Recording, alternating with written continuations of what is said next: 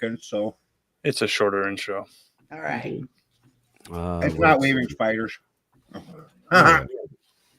Where'd it go? The deliberating dog-faced dude. You win. Every week.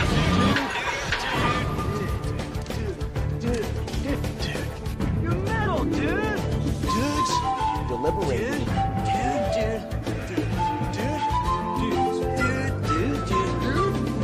Deliberating. Deliberating. Dog-faced. Deliberating. Dog-faced. I'm the dude.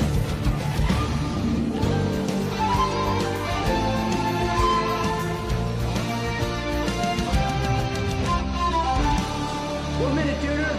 9, 8, 7, 6, 5, 4, 3, 2, 1, fight!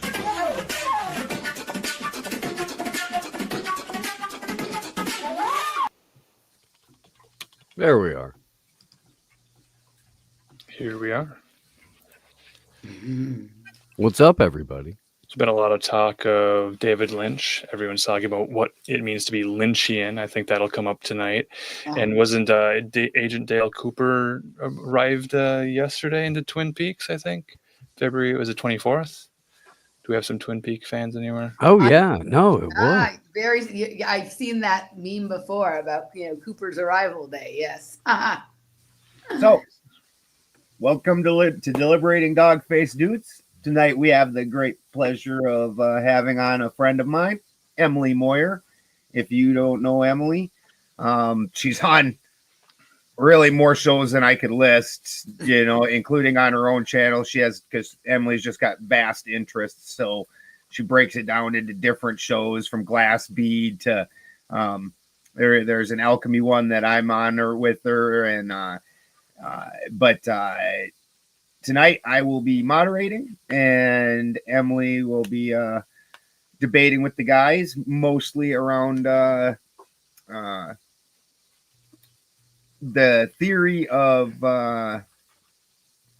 that we're in a simulation, that this is somehow generated. This is not necessarily an actual world. It's very Matrix-like, where it's the rules and things are really more of a code that we don't necessarily have to follow, and that's how other people are operating, as opposed to the rest of us. So they're gonna have debate on that, and I will mostly not be talking at all, except for to throw in hopefully funny comments. I don't expect there to be any real problems here. Unexpected. Anything could happen in 2025. Yeah. Anything could happen. Looking forward to this, and always a pleasure to be around, Emily. And thanks for having me, guys. Nice to meet you, Steve, Alien, Ben. Always nice to be with you. Yeah, promote anything you want to promote, Emily, please. Huh? Promote anything you want to promote. Oh, you guys can just find your way to the various paths that you can go down with whatever this is that sits on top of my shoulders at my YouTube channel, which is my name, Emily Moyer. As Ben said, I have many different sort of concepts going with different people, and some politics I do with Danny. We were just talking about that before we got started, but I'm really interested in synchromysticism, self-styled nuclear physics and genetic engineering, mind control, conspiracy, black projects. I have an upcoming series that I'm hard at work laying the sort of foundation for right now. That will be maybe my, at least to this point, magnum opus. That will be an unpacking of MK Ultra that's a little bit different than I think anyone's done before. And so I'm working on that, and I think it's going to get wild. So you can find me. You can find your way to all my stuff off my YouTube page. But I do have Patreon and locals and all that jazz. Not doing too much on Rockfin anymore because I don't understand what's going on over there. And yeah. Did you get dropped from Rockfin? I did. I don't think I got dropped from Rockfin. because I still have a channel there, but I didn't get paid for like 5 months. And then all of a sudden, all of the payments were there and looked like they hadn't been missing them for 5 months. It was like weird. It was like they went to go backfill it so someone could never say that that hadn't happened. Like they were able to like make the dates look like they had been paying me. I don't understand, right? So Glitch in the matrix. They just had to figure out their matrices and correct the record. I think that was the straw that broke the camel's back for Brian Stavely. yeah, I mean, I never relied on it too much because I could never quite understand it, right? I didn't like it wasn't. I went over there because, like, you know, you could. It's different than a lot of these other scenarios you end up in. There was like unlimited data storage over there, right? And it's like an interesting concept, but I never really understood like how I was making money, how you make money there, right? I just couldn't quite get my head around it. So it wasn't like a good use of my time to spend a lot of time thinking about it. So I just kind of left it there and posted things sometimes. But then at a certain point, I was like, well, this is weird. I haven't been paid for a really long time. The rock fins like overnight went down in value by like half, right? The Ray token thingies, right? So I don't know. I mostly just don't understand it. So I can't offer a lot of critique about something I don't understand. So I can offer a little bit of insight into this, because if you follow every single content creator on Rockfin, and then you click top of the past day or top of the past week or top of the past month, you will find all of my shows. I am without question their most, or one of, you know, their most liked and watched content creators. I've been on that platform since 2019, and a couple of days ago I was calling out Rumble for burying my channel, because they do. And when we're live on Rumble with hundreds of people watching and participating in the chat, Rumble won't show that we're live. So I simply said, you know, hey, Rumble, it would be really cool if you would stop burying the channel, because when people have the opportunity to see the show, turns out they really, really like it. So, you know, maybe stop. And I put up a screenshot of the top of the past month on Rockfin, because I follow absolutely everyone on that platform. And they show it for top of the past month, or, you know, day, week, whatever, in blocks of 4. 8 out of the top 12 shows were mine. Interesting. The other 4 were Richard Groves, who does Grand Theft World, and, you know, OG whistleblower. That guy's put his neck on the line. And this isn't to slight anybody else that's on the platform. You know, I'm not trying to do that. I'm just, the numbers themselves don't lie like that. Right. So down thread, you know, somebody was like, well, what about Rumble? You know, why don't you like Rumble? And I'm like, well, Rumble is right-wing YouTube. They've promoted and pushed into the forefront all kinds of partisan hacks. And then I said, Rockfin appears to be deliberately tanking their website. I butted heads with the Odyssey people a couple of weeks ago, because it's clunky from the content creator perspective, but as an audience member, I prefer to watch stuff over on Odyssey. That's a good experience for me as a viewer. And I didn't think anything of it, and I went about my day, and I came back, and Rockfin was yelling at me. And they're like, what do you mean we're deliberately tanking our platform? Well, now we can talk about it then, I guess, because you brought it up. In a 4-page tweet. Oh, wow. Do Okay. they still get called tweets, or are they called X's now? They're tweets. But so I got a little rowdy. Yeah. And I told him what I thought. And a couple of days later, they started deplatform. And one of the points that they made was like, you host free content and we do premium content. And I'm like, bitch, I fucking told you from day one that I was never going to put anything behind a paywall. That's not what I do. That's not my business model. I have a totally different way of operating.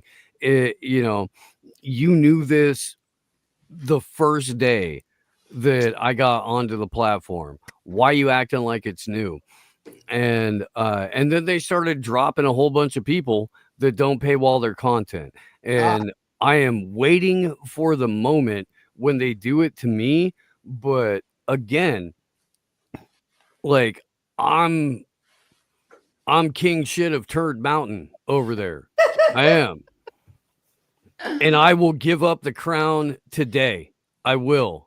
Anybody who wants that crown can have it. Like I don't care. I've been kicked out of better bars by bigger bouncers, and that's exactly what the fuck I told them. And I don't need you.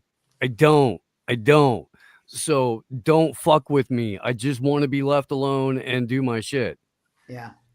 And let's be honest, you guys were gaining traction back when you did that. Was it $7 or $8 and you got access to all the premium shit? And then you guys had to fuck around and be pricks, and you went to that $5 and $15. I had almost 30 subs, and which isn't a giant number by any means. I'm not like fucking saying I was anybody to even blink at, but I had like 30 paid subs and I dropped down to like 6 almost overnight. Yeah.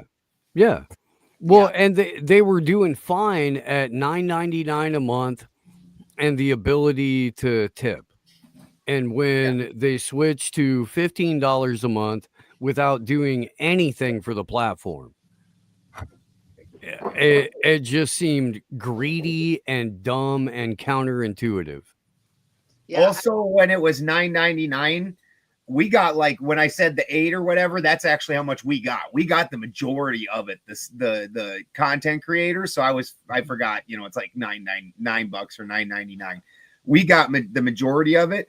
When they switched that over, you didn't get no majority of no 15. Like,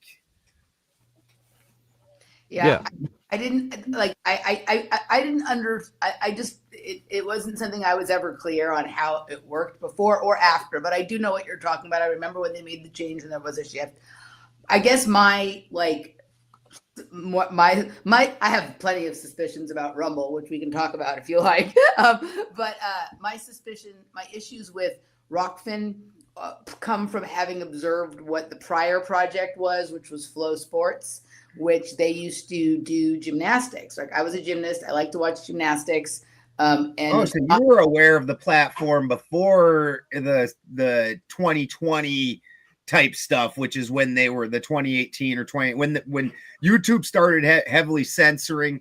Then Rockfin tried to pick up those people, but you were aware of that beforehand.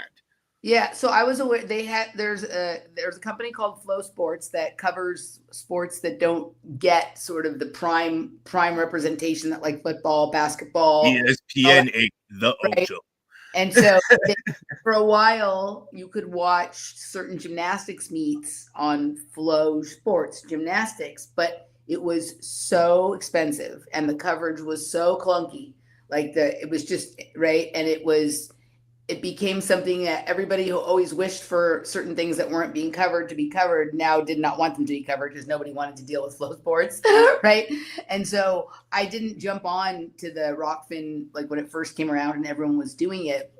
But when I got into this scenario in 2022 where Vimeo deleted my account that I'd had there forever, I started wanting to make sure I had like redundancy and backup and things like that. So I became open to experimenting with it. And it was just always like something I kind of offered over here.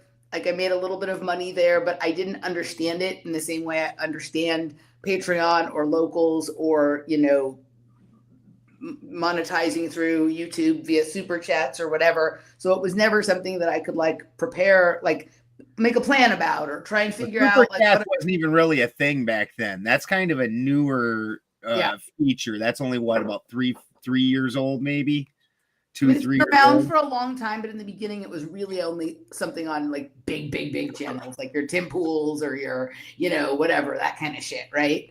And then, it's become more of a feature, and it was never something that like I really thought about or placed any importance on until just people started doing it, and then I realized like it's actually really helpful, right? It's actually really helpful. It's like unexpected, but appreciated. Right. And so, in some ways that has made more sense than, Rockfin and charging for whatever it is. Right. So, as far as Rumble goes, I'm highly suspicious of what's really going on over there with Rumble. I am highly suspicious of that entire sort of PayPal mafia from South Africa, but sort of crypto from South Africa, David Sachs, Peter Thiel, Elon Musk, and then you got like your Bill Ackman types and all of those people. They're kind of all behind Rumble as well, particularly Peter Thiel, David Sachs, right? And don't forget the new duly appointed deputy director of the FBI, Dan Bongino. Of course, yes. Yeah, right. Did Dan ever get a mention on word salad? JD Vance has money in Rumble. I'm sorry, yes, JD Vance. I'm talking about the money behind Rumble. And obviously, we can see which creators they've pushed forward. To me, they have this sort of opposite model to what like YouTube or Facebook or whatever has had up until recent times, which is we want to filter out things that we don't want people to know about. We want to censor or suppress certain ideas, and that's how we will control reality. The people, this other group, the PayPal Mafia people, their idea is really more, no, let's let everybody have free speech, but let's scoop up all that data and start building profiles on people for social credit scores and for, a lot of the surveillance tech and AI that's coming. So we want everybody to come on our platform and say whatever they want, right? And we're going to scoop it all up and we're going to use it to build profiles. And it's not even yes, you can say whatever you want, but it's a Twitter X thing where it's, freedom of speech, but not freedom of reach. Correct. Right. Yeah. But they the don't. World Economic Forum Yacarino model. Correct. Right. But it has this thing where like people don't feel guarded. They feel like they can say whatever they want because they don't feel as likely to lose their channel there as they might on YouTube. Right. And so, okay, like, sure, that seems like immediately convenient.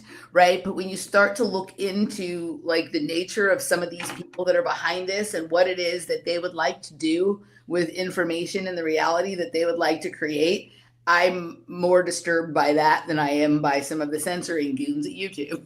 Right. So, none of these things are ideal. I'm a free speech absolutist. And I'm also like, I don't like all of this data collection, using it for things other than what is actually the thing you're trying to do when you're using a product or whatever it is. Right. And it's becoming, go ahead. When your choice is Eric Schmidt or Peter Thiel, right, you're getting a bad product. Correct. You are. Correct. Right. And somebody asked about should truth be free or should you have to pay for it? I think there was a comment that came up that I saw on the screen there for a minute. Right. Wow. Is truth free or should it cost? Wouldn't have seen question. This is it's kind of a confounding situation. Right. Because in some models, like you become the product, right? Mm-hmm. Like it isn't just about like what you're saying and like educating or enlightening or just being able to have a conversation about stuff. It's about where are all those words that are coming out of your mouth? What pile of data are they ending up on? And what is that going to mean a year from now, 5 years from now, 10 years from now, or whatever it is, right? And so in some ways at this point, and again, this is obscene. I agree. Like I would rather have to pay to not have my data collected than to use a service for free, but wonder what they're doing with all of the information that we're speaking into existence. Right. Yeah. But it's disgusting that we're at this point. I am, I'm part of a thing called the Independent Media Alliance that Derek Bros and Whitney Webb and Ryan Christian created, and it's Grove and Catherine Austin Fitz and Charlie Robinson from Macroaggressions and Tease isn't in yet, but we're getting them in there. But the whole bunch of people who have for quite a while, James Corbett, Aaron and Melissa Dykes from True Stream Media, people who've stuck their neck out like in a significant way for a very, very long time. And a lot of these guys have been deplatformed. Yeah. And it's because they, stuck their neck out and got a boot stomped on it. And they, turned around, grabbed the boot, shoved it off of them. And we're like, no, fuck that. And so when Bros formally announced it, the guys from Odyssey reached out and said, we'd like to build you your own website where you can directly embed using via Odyssey. And those dudes and the Ray from BitChute are just solid. They really are. Like they've gone out of their way to earn trust. They've gone out of their way to stick their own necks out in that right. And I would highly recommend that you transfer viewership from mainstream platforms like Rumble or YouTube over to Odyssey or BitChute.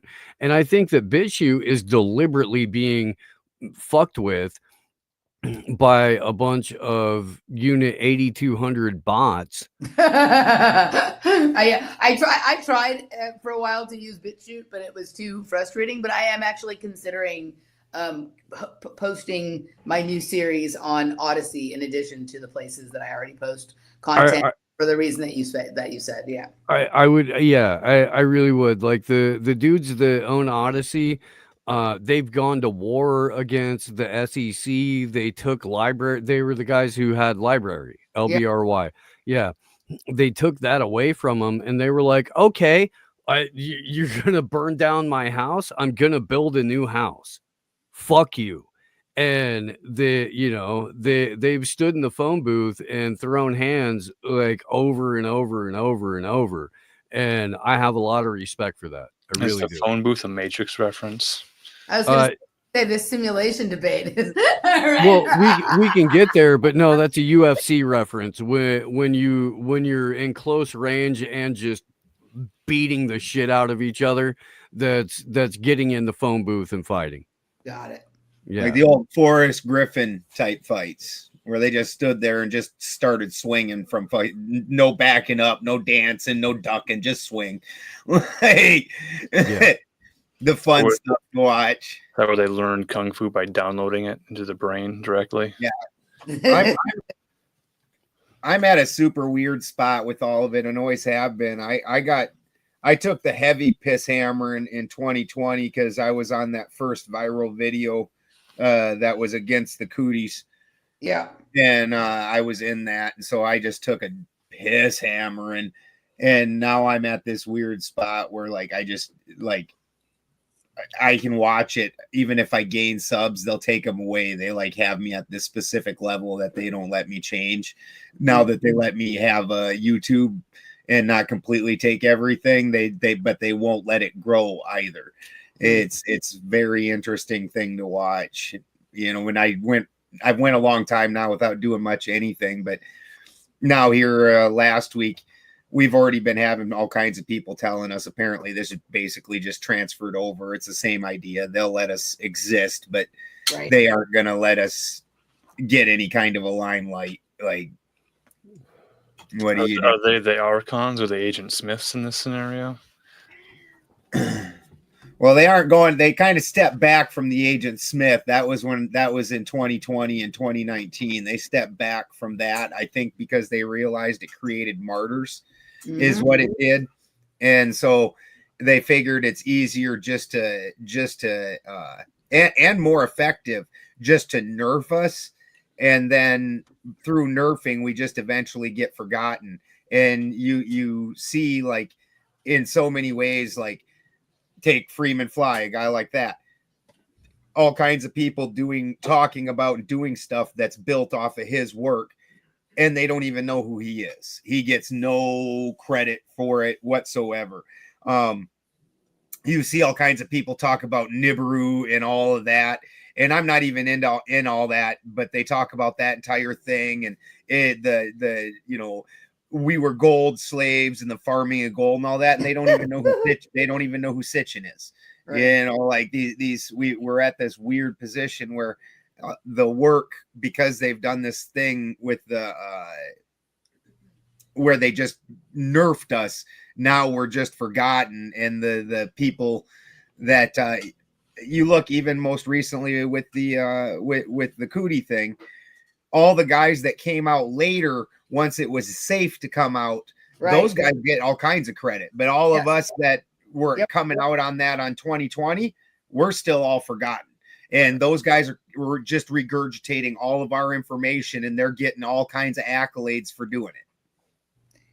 Such as the story as old as time, right? Yeah. I recognize this. I mean, a lot of people probably, I've been around for a long time, but I was originally on Off Planet Radio with Randy over on the Off Planet channel, right? And then in 2020, Randy and I, kind of parted ways. We're still friends. But I, pretty much had to go and start, a YouTube channel on my own. And, obviously I had a head start because people knew to come over and look for me from Off Planet. But like when I started with Randy, we had probably like 4,000, 5,000 subscribers on that channel. And by the time I left, I think we were at about 20,000. And so I've been over on my channel for 5 years, and I just crossed 5,000 recently. Right. And a lot of people respond to me like, oh, I've never heard of you. You're new. How long have you been around? And then they go look and they're like, wow, they have a lot of stuff there. Right. I think, this was always true for me in all the things I've ever been interested in. Right? Like sort of the things I'm interested in and the way of operating that I am comfortable with is always going to be a little bit more underground. It's always going to be a smaller group of people who are kind of like into that. And I'm not really wanting to say or do things that feel stupid to me, just because I know that there's a very rapid sort of reward for that, whether that reward be attention or financial or whatever. Like if it doesn't feel right coming out of my mouth, I ain't saying it. You know what I mean? And that's just the end of it. Like I tried once to take like a sponsor, and I just was like choking on my words as I was saying them, even though like the product was fine. I just don't feel comfortable promoting like products as part of like when I say products, like something that I made or something would be fine. Like, right. But like talking about someone else's pills or whatever it is, like it feels weird to me. It feels like it's not what I'm there to talk about. Right. And so that I wasn't wanting to do, and I'm not willing to was never willing to, follow the white rabbit or or any of that kind of stuff. Right. And so I just, it gives us some freedom though. Right. Like we're free to explore topics and say things that, that other people feel hesitant to do because they've got a lot riding on it. They've got many employees and their entire family is dependent on the wellness company for a paycheck. And I've always done the show on the value for value system. I love it. Yeah. And if you dig what we're doing, throw a crack or a bone, and if you don't, feel free to go your own way. But no paid sponsors, no advertisers, none of that shit. It's like taking a vow of poverty, but you sleep better at night. Right. Like I don't have a problem with, I put a lot of free content out there. I have a lot of paid content out there, but I give a lot of content for what people are paying. So, you know what I mean? I feel like it's a fair a fair sort of deal. And I also recognize that that's like not in some people's reality. So I put a lot of free content out, and everyone has to pick what feels comfortable for them and then like stick to that, right? Like be like, this is what works for me. I'm doing that. So yeah. But I think it's kind of a cool club to be in though, Ben. The Nerf Club, is that what you're calling it? We're in the Nerf Club. Yeah, where it's not really, they aren't outright banning us the way they were in 2019 and 2020. They're Right. just nerfing our subs and nerfing our reach. Where like myself, when I noticed it, and it was just undeniable when I came out with my the galvanic cell cosmology that I'd been working on with Lucas, and I came out with that week. I got asked on like 50 different shows, and by the end and every day I was gaining thousands of subs and losing thousands of subs depending on which hour I looked at it. It was too nuanced of a description of reality. You have two choices: ball or flat. That's it. There can't be any further, any nuance, any further, no both and, no sometimes this or sometimes that. Maybe it seems this way, but it's just literally, right? Ball or flat. That's it. Yeah. It's just such a ridiculous premise on its face. It is, and I think it's a co-opted argument in general, because I don't need the shape of the earth to understand that government lies. The state is inherently a violent entity that only exists through theft and extortion and coercion. I don't need the shape of the earth to tell me that. What I need is documentation so that I can show other people that the state is a violent entity that hates you, and that helps people understand things way better than flat ball, germ terrain, any of that stuff.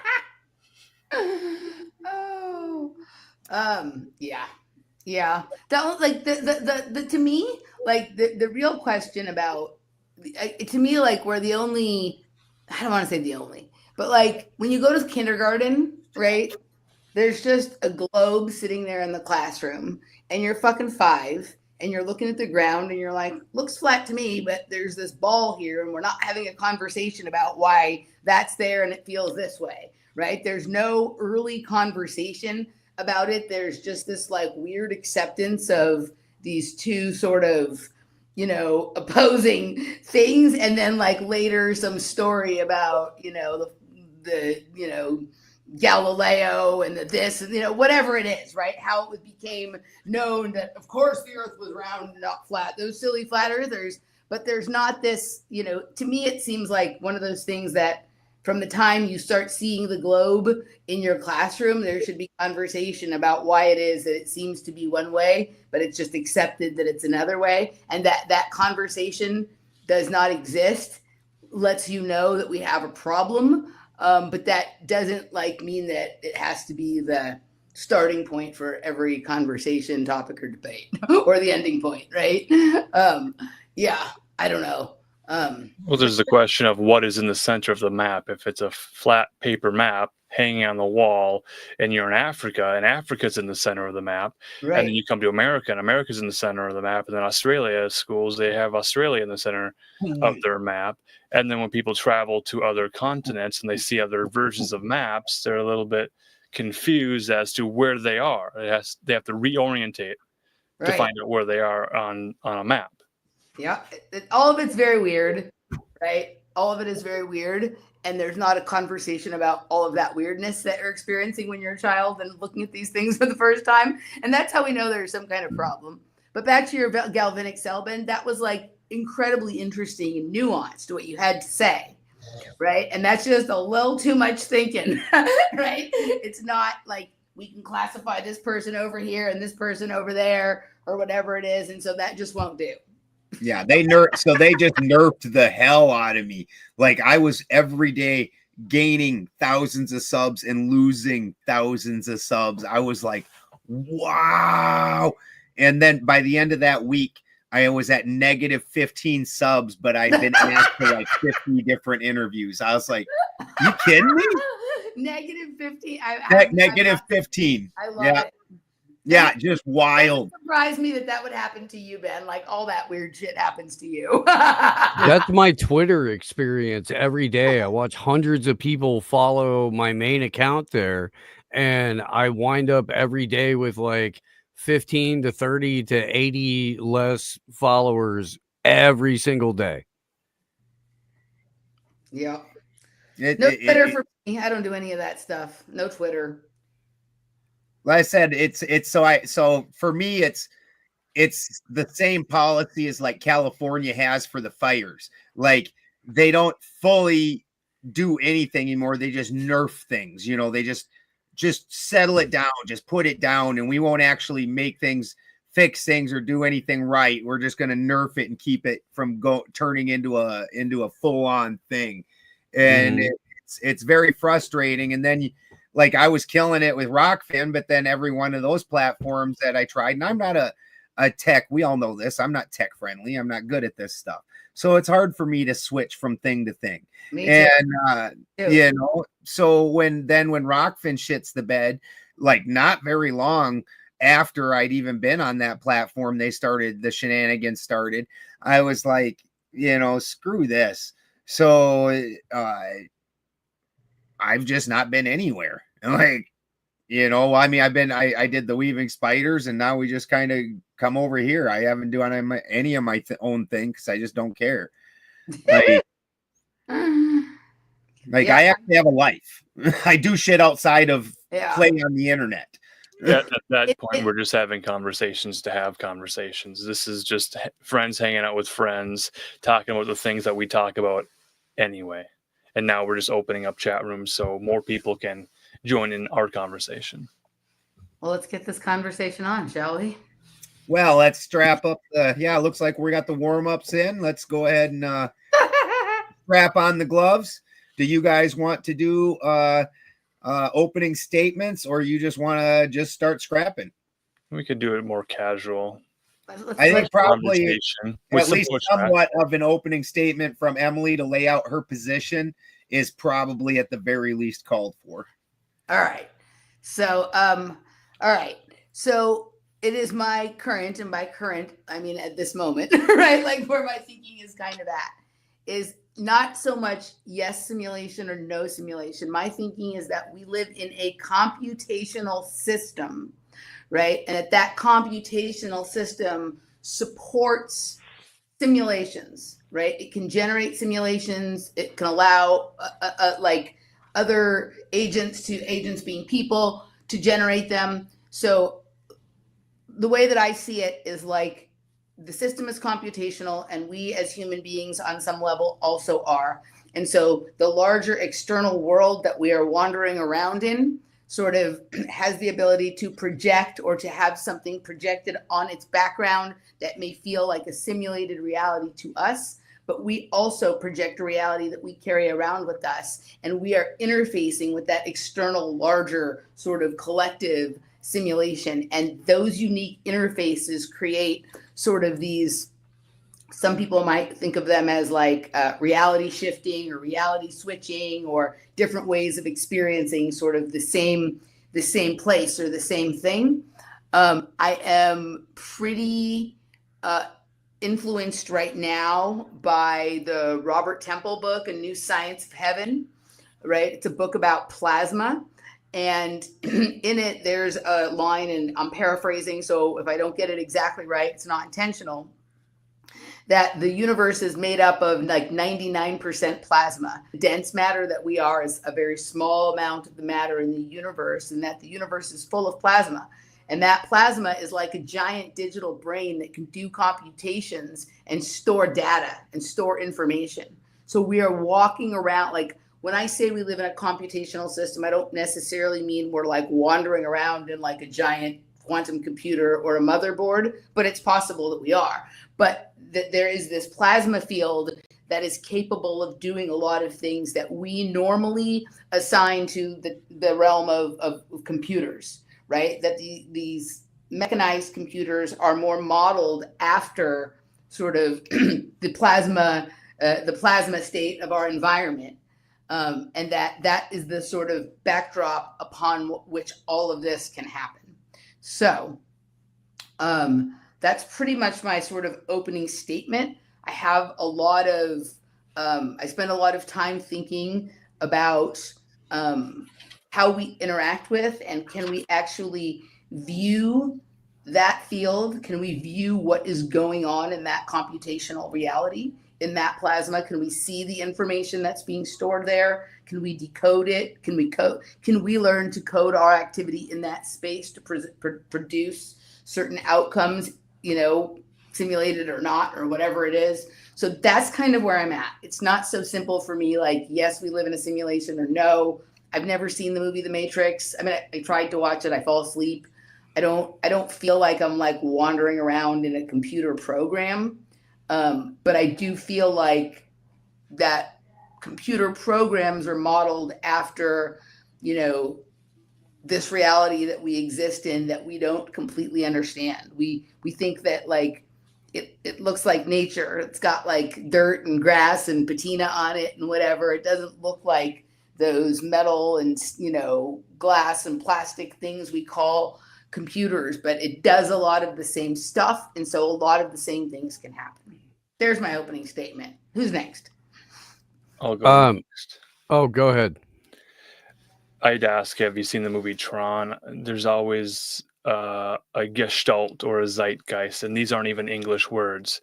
And there's French concepts, we say Jean Baudrillard, and the French would say it's Jean Baudrillard, and we wouldn't know how to pronounce these things. So much of our perception of the world is based off of the language that we're given at a young age to then imprint on us the proper way of viewing the world. So from that perspective, growing up with the internet, growing up with computers, and seeing advances in modems and advances in hard drive size and capacity, and going from large CRT monitors that weighed more than I did to now having just the lightest cell phone in my pocket with a higher resolution than I ever had on an earlier computer, that sort of puts me into the proper age group to understand the world through the metaphor of how reality could be perceived as a digital computer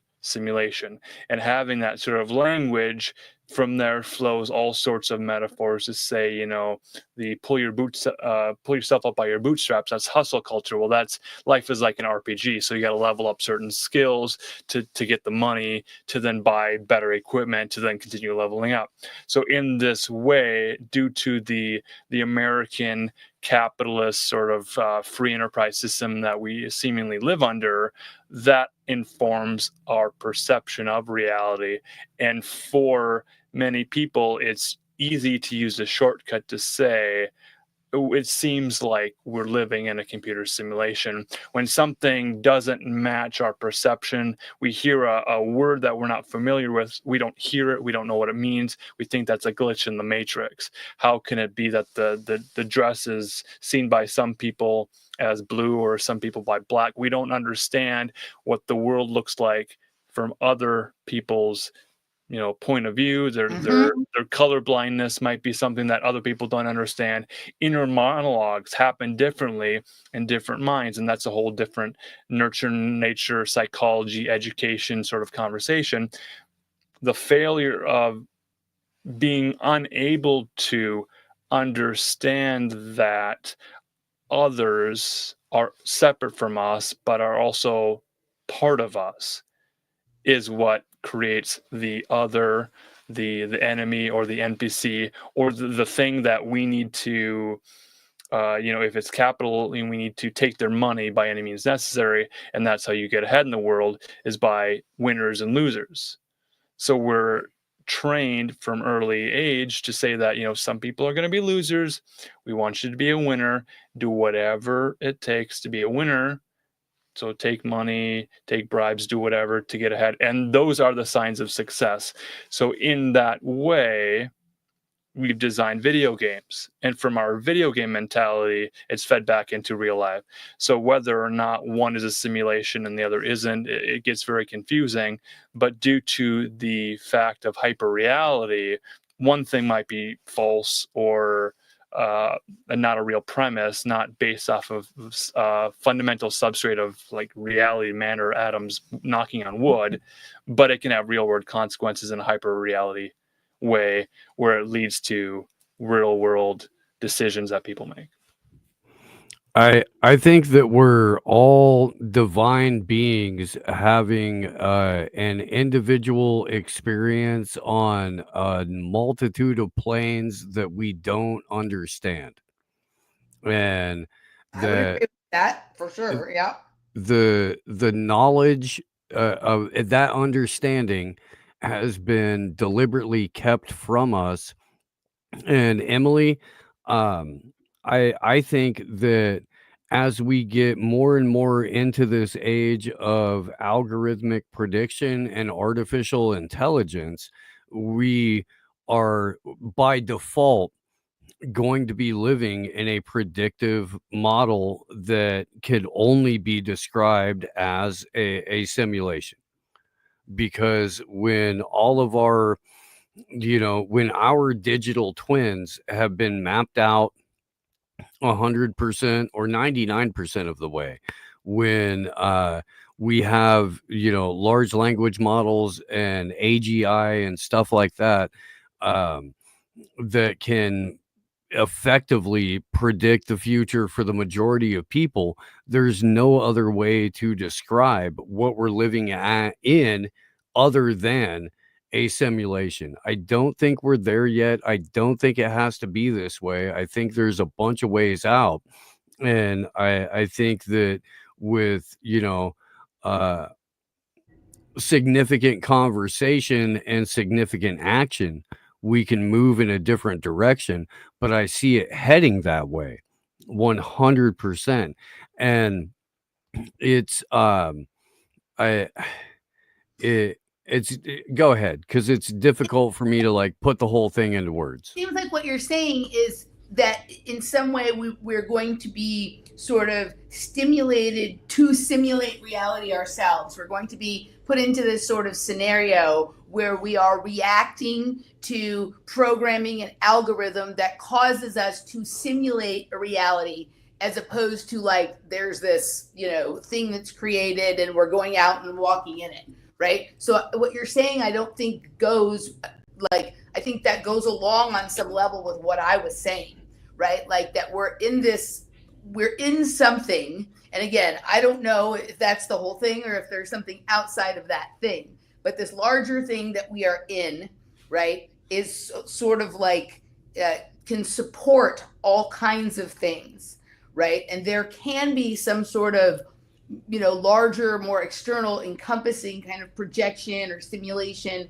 that we can operate in. I don't think that is happening, at least not in the way people think of a simulation yet, and or at least certainly not on a consistent basis.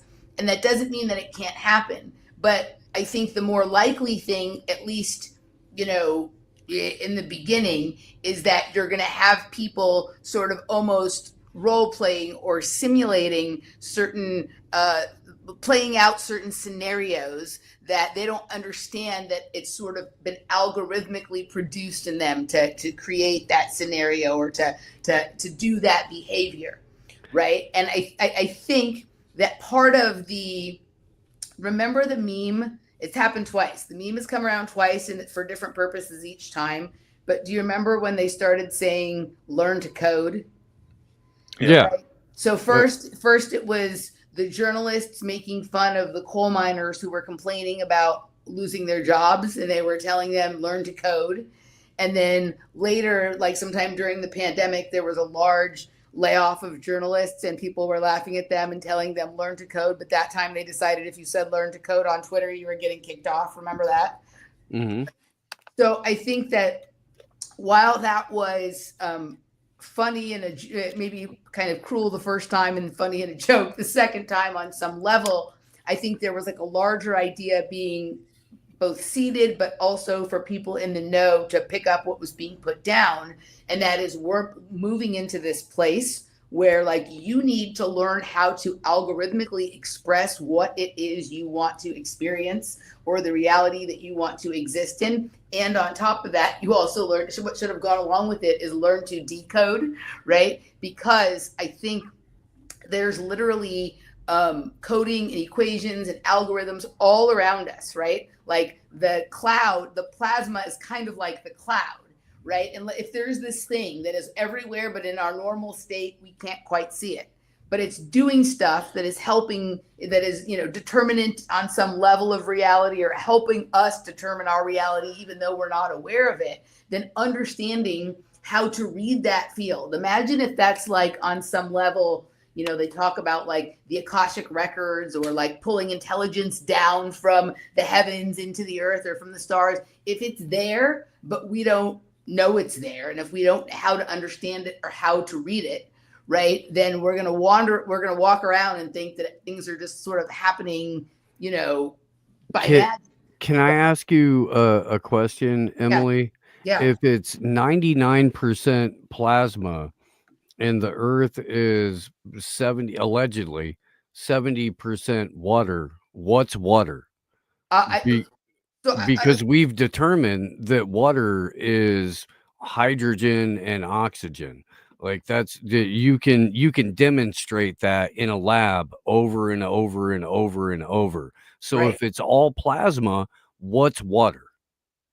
So Show your face when you're throwing punches, sir. Yeah. I'm sorry, dude. My have internet bars of death. I wish I could. I apologize.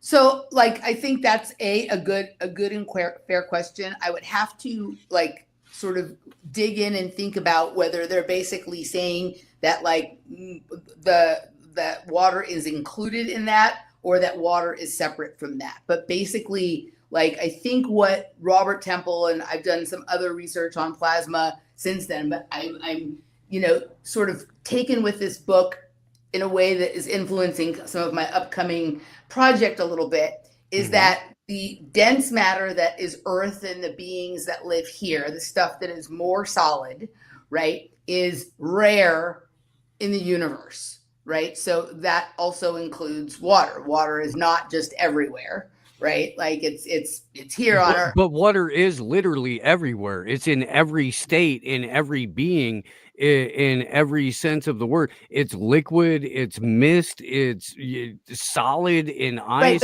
Right, but it's here, right? It's here on Earth where there's the most amount of dense matter, right? And so like what I think I understand Robert Temple is saying is that the dense material is what is like it's atomic material. It's made up of atoms, and plasma is not. Plasma is made up of electrons and protons and ions that are not complete, and they don't become atoms, right? Because they're incomplete. And so all this stuff that's around us that is in some way that, but because it's not, I look at you. Well, I can't see you right now. I apologize. Because you're a human being, right? Made up of, whatever they're saying we're made up of this week. Like, I assume that you are a person with an intelligence and the ability to do, complicated things and solve problems and whatever it is. And that there's other intelligence that is not in these dense bodies that are made up of atoms that behave on some levels very differently than we do, but are capable of doing a lot of the sort of intelligent things that we do, and have some properties and abilities that would be very surprising to us based on the way, like, you could have two plasmas next to each other that are separated by a slight membrane, and the one can be a hot plasma and one can be a cold plasma, and they completely don't affect one another. If you put a hot body next to someone with a cold body, the hot body is going to warm that cold body up, or the cold body may make the other body cool down a little bit and whatnot. There's all kinds of interesting ways that plasma behaves that is different than how atomic matter. And I have lots of issues with all of this language and what they say they're sure we are and what they know we're not and all that kind of stuff. kind of where I'm going with this right now. But that the entire environment that we're living in is intelligent, right? Like we think of, like, you've heard of smart environments, right? And then we think that that's an environment that has the Internet of Things or smart dust everywhere. And, you know, it's got self-organizing things like that. That whole idea is designed after the awareness of this plasma reality that we live in and its ability to do intelligent things, to store information, to do complicated equations, and make unusual systems happen, unusual things sort of happen, right? Yeah, I'm just, I am just asking questions because I'm curious, and we can also demonstrate that water has stored memory, Yep. and water has a significant reaction to our own words. We can demonstrate that water has a reaction to our own thoughts, and plasma, as a concept at least, and as something that you can withdraw from the human body, does exist. Plasma exists in multiple other forms. One of the best ways to get through a door is a plasma torch. I have never been able to cut through anything like I have when I've used a plasma cutter. So You know? why crack a safe when you can just cut right through it? Yeah. So what is the point of So security? so is this a distinction, in your opinion? I think the Is this a distinction without a difference? Is there significant overlap here? Am I missing some shit? No, Like, I don't think you're wrong, and I don't think I'm an expert, right? So like I don't think I'm an expert on this. I do think though that the plasma that is in our body, like blood plasma, is different than the plasma field that is being discussed when we're talking about the okay. plasma science. So how is it different? It's made up of different stuff. So we're misattributing the plasma in our bodies, or we're misattributing the plasma in the ether? They're different Is plasma. plasma ether? I think that's a good question, and I'm not sure. I've asked the same question myself when I'm looking into all of this. Right? I have the same question, but I think that when we're talking about specifically blood plasma, like Robert Temple will go on about how we have plasma bodies, but that is not the plasma that is inside of our blood. It's actually this sort of thing that people think of as like the aura or the energy around our body, and that interacts with this sort of, or is able to interact with this larger plasma field, but it has nothing to do with the plasma that is in our blood, right? Can I step in for 1 second here?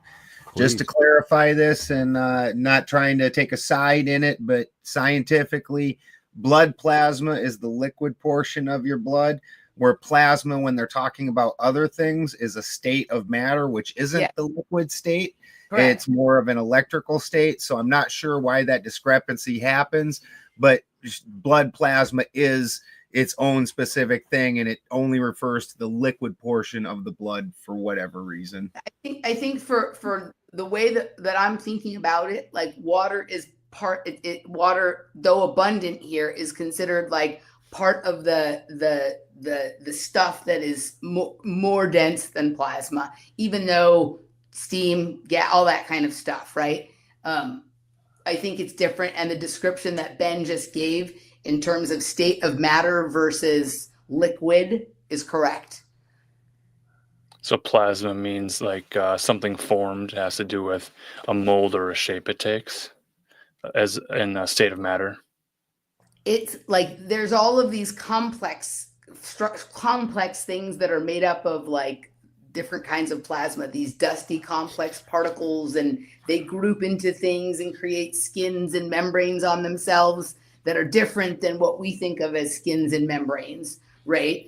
But I want to just say, I also wonder quite frequently whether plasma and ether are the same thing, and if they're not, how are they related? Like, what is that sort of relationship or whatnot? And I don't know the answer, but it's a good question, and I have it frequently.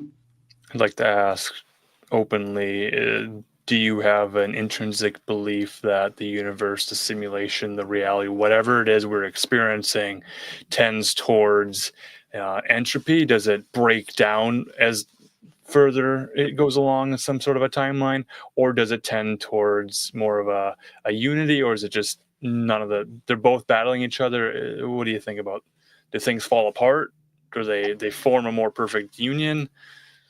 I think both. I don't know if it's an either or for me, right? I think Okay. that like it's kind of like sometimes Ben and I will get into conversations about fission and fusion, right? Mhm. Right, and it's kind of the answer isn't the answer to the question isn't which is better, fission or fusion. It's like for what? Both. We need both of them, and we should use them for different things. And the things that break apart can later be put back together and whatnot. So I don't think that's an either or. Like I think for me, I feel like we are wandering around in something that is not that is substantially different than what we have been led based on what our parents told us, what our education in school was, or whatnot. And that there is literally intelligence and information all around us. It didn't just start flying around when they had like 5G and the cloud and all of that kind of stuff. That is like men and machines trying to simulate or copy or imitate something that is happening, in nature or in this larger system, far predating that. Can't say that it's always, because I don't even know how it got to be this way. But when I'm walking around in a city, I'm like, God damn it, I feel like I'm walking around in a large quantum computer, right? I'm looking at these buildings and they look really similar to die chips. They look really similar to motherboards. Like a plaza downtown literally looks like a fucking die that they make at semiconductor facility. I think those are some of the earliest representations of the internet in the hacker movies, where Right. they'd zoom in onto a computer motherboard and it would represent a city structure, and they'd physically visit memory banks within the computer structure. So this was a visual language to show visual learners what a computer system, the architecture may appear like. 100%, right? So there's that. But then when we're Hold saying, the fuck up. Are you saying that's not real? Like, I had a skateboard and a backpack just like on Hackers, and I was going to Right. fucking skateboard around inside there and start doing stuffs. It's where all the money's kept. It's kept in the servers. If you can break into the servers, then you can transfer the money. I mean, we have this conversation last week about Bitcoin, and my skepticism towards Bitcoin wasn't that it's not great and it doesn't make people money and some people poor and some people rich. It's just the fact that it's so far away from value. It's so far away from handing Balderson a sandwich and saying, here, now you're not hungry anymore. It's, well, now I'm going to transfer you a store of value, and then maybe you could find someone who would accept that value to buy the thing that you want. So it gets further and further removed from reality.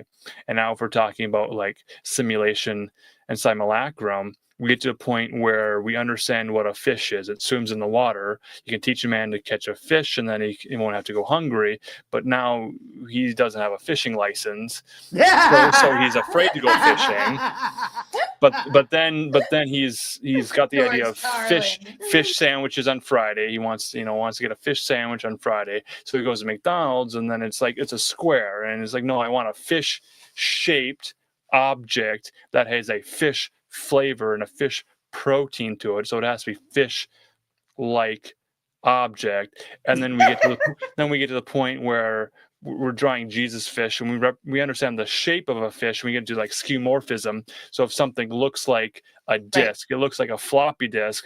Certain people understand what a floppy disk is, but now we have a whole generation of children who doesn't understand a file structure. They don't understand what opening an X files is. Well, it's a cabinet, and you pull it open, and there's files that people put in the order they chose it to be in, and that order might not be alphabetical. It might be scattered. It depends on different people's filing methods, wherein they have the idea that a computer, it'll automatically be sorted for them, so they don't have to extend labor into making something, organized, which gets to the next point of the so-called bullshit work from home email jobs. And, as of February 25th, 2025, we have this new situation where government employees have been sent an email from on high to say, give me 5 bullet points of what you did. And people are breaking down and having an existential crisis, realizing that maybe they're not essential workers, but it is essential for them to receive some sort of financial compensation for them to exist.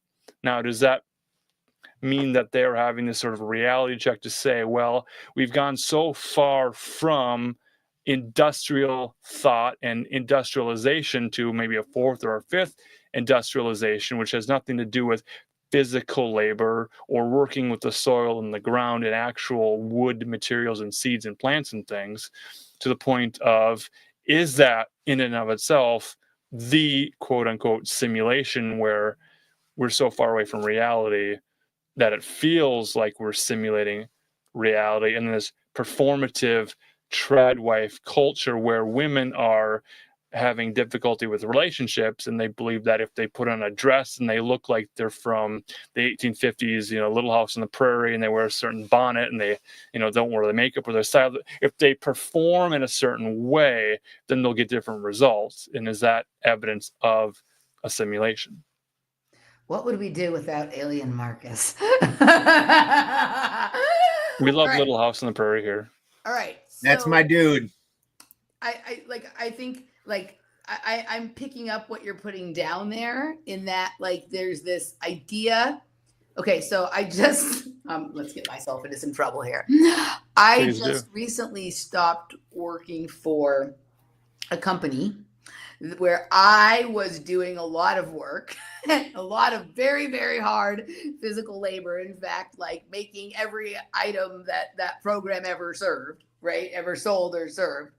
But every once in a while, I would be treated to the pleasure of sitting in on the company staff the meeting, which all the other people, this is what they're doing all the time. They're just taking meetings and doing stuff online and trying to sell these things that I'm doing all the labor of making, right, on some level.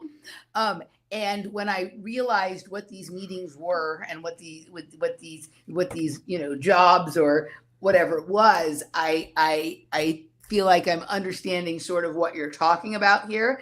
It's like this implication that there is a company that produces something that seems to be important, but the owner of the company doesn't even understand their product and wouldn't know how to make it if their life depended on it or whatnot. Is that actually value, or is it just the implication of value, right? And what happens when you remove the people that actually do industrial work? Right? Are people going to be satisfied with the idea of a cocktail as opposed to an actual cocktail? Are people going to be satisfied? Right? And we're in such a weird fucking place. When you started going back to restaurants after the pandemic, right? Some of that experience was the idea of food as opposed to dining, right? Yeah. Things. So I get what you're saying. And yeah, I think that was the probably, if we stripped away all of the other fearful and dramatic things about what the lockdown or the cooties or whatever may have really been about, to get people to forget what real reality used to be and think that this implied reality was somehow the same, that's probably the lasting effect of it. And it's taken particularly government employees 3 years since things reopened to come to terms with the fact that they're not needed anymore, because the government is essentially a database. It's not people. When I moved to Las Vegas for 15 months, right when they lifted the mask mandates. Mm-hmm. In 2022, and I had I have a handful of friends that are comedians in Vegas, And so I lived at the freaking comedy club, and people didn't know how to act Yep. when they got let out. And I have never seen more kickouts from a comedy club than in the first 6 months of the lift of like lockdown and the mask mandate.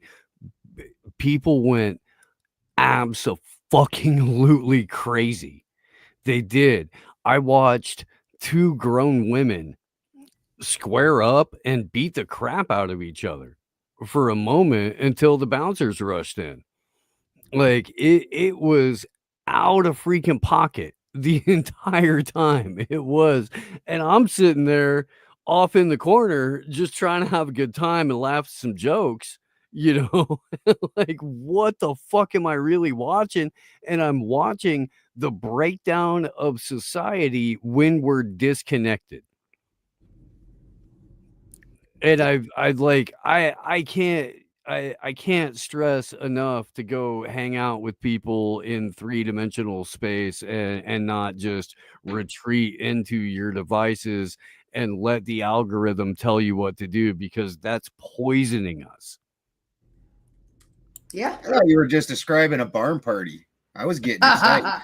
They're like to break down this reality. I was like, God damn it, where's the fiddle in this? I know there's one somewhere. Some white lightning. Like, Somebody I'm throw throwing it an to actual Entropy. barn party. I'm throwing a real life 3-dimensional barn party a half an hour north of Nashville in less than 2 months.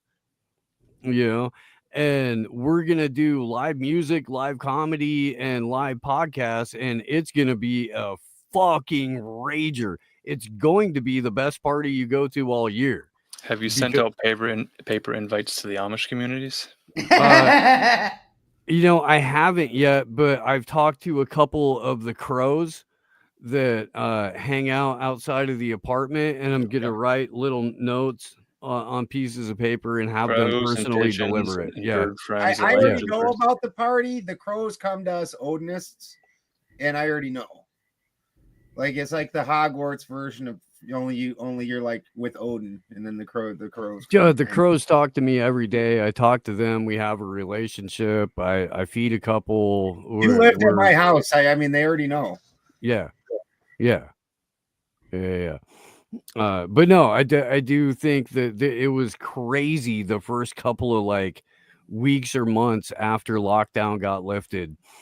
The way that people behaved. I have not seen grown adults behave so childishly and foolishly like that in my entire life. It was absolutely amazing. It really was. Yep. Yep. Okay, so Alien, were you done with your thread? That was an epic thread. Right. It's just the ongoing concern that there's 2 ways to go. We go forward with progress, and that means we accept Bitcoin, we accept UBI, we accept technocracy, we accept all the computer stuff.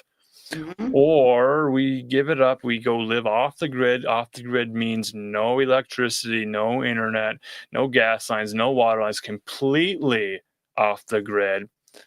More like in Amish. So we have to go join an Amish community to survive.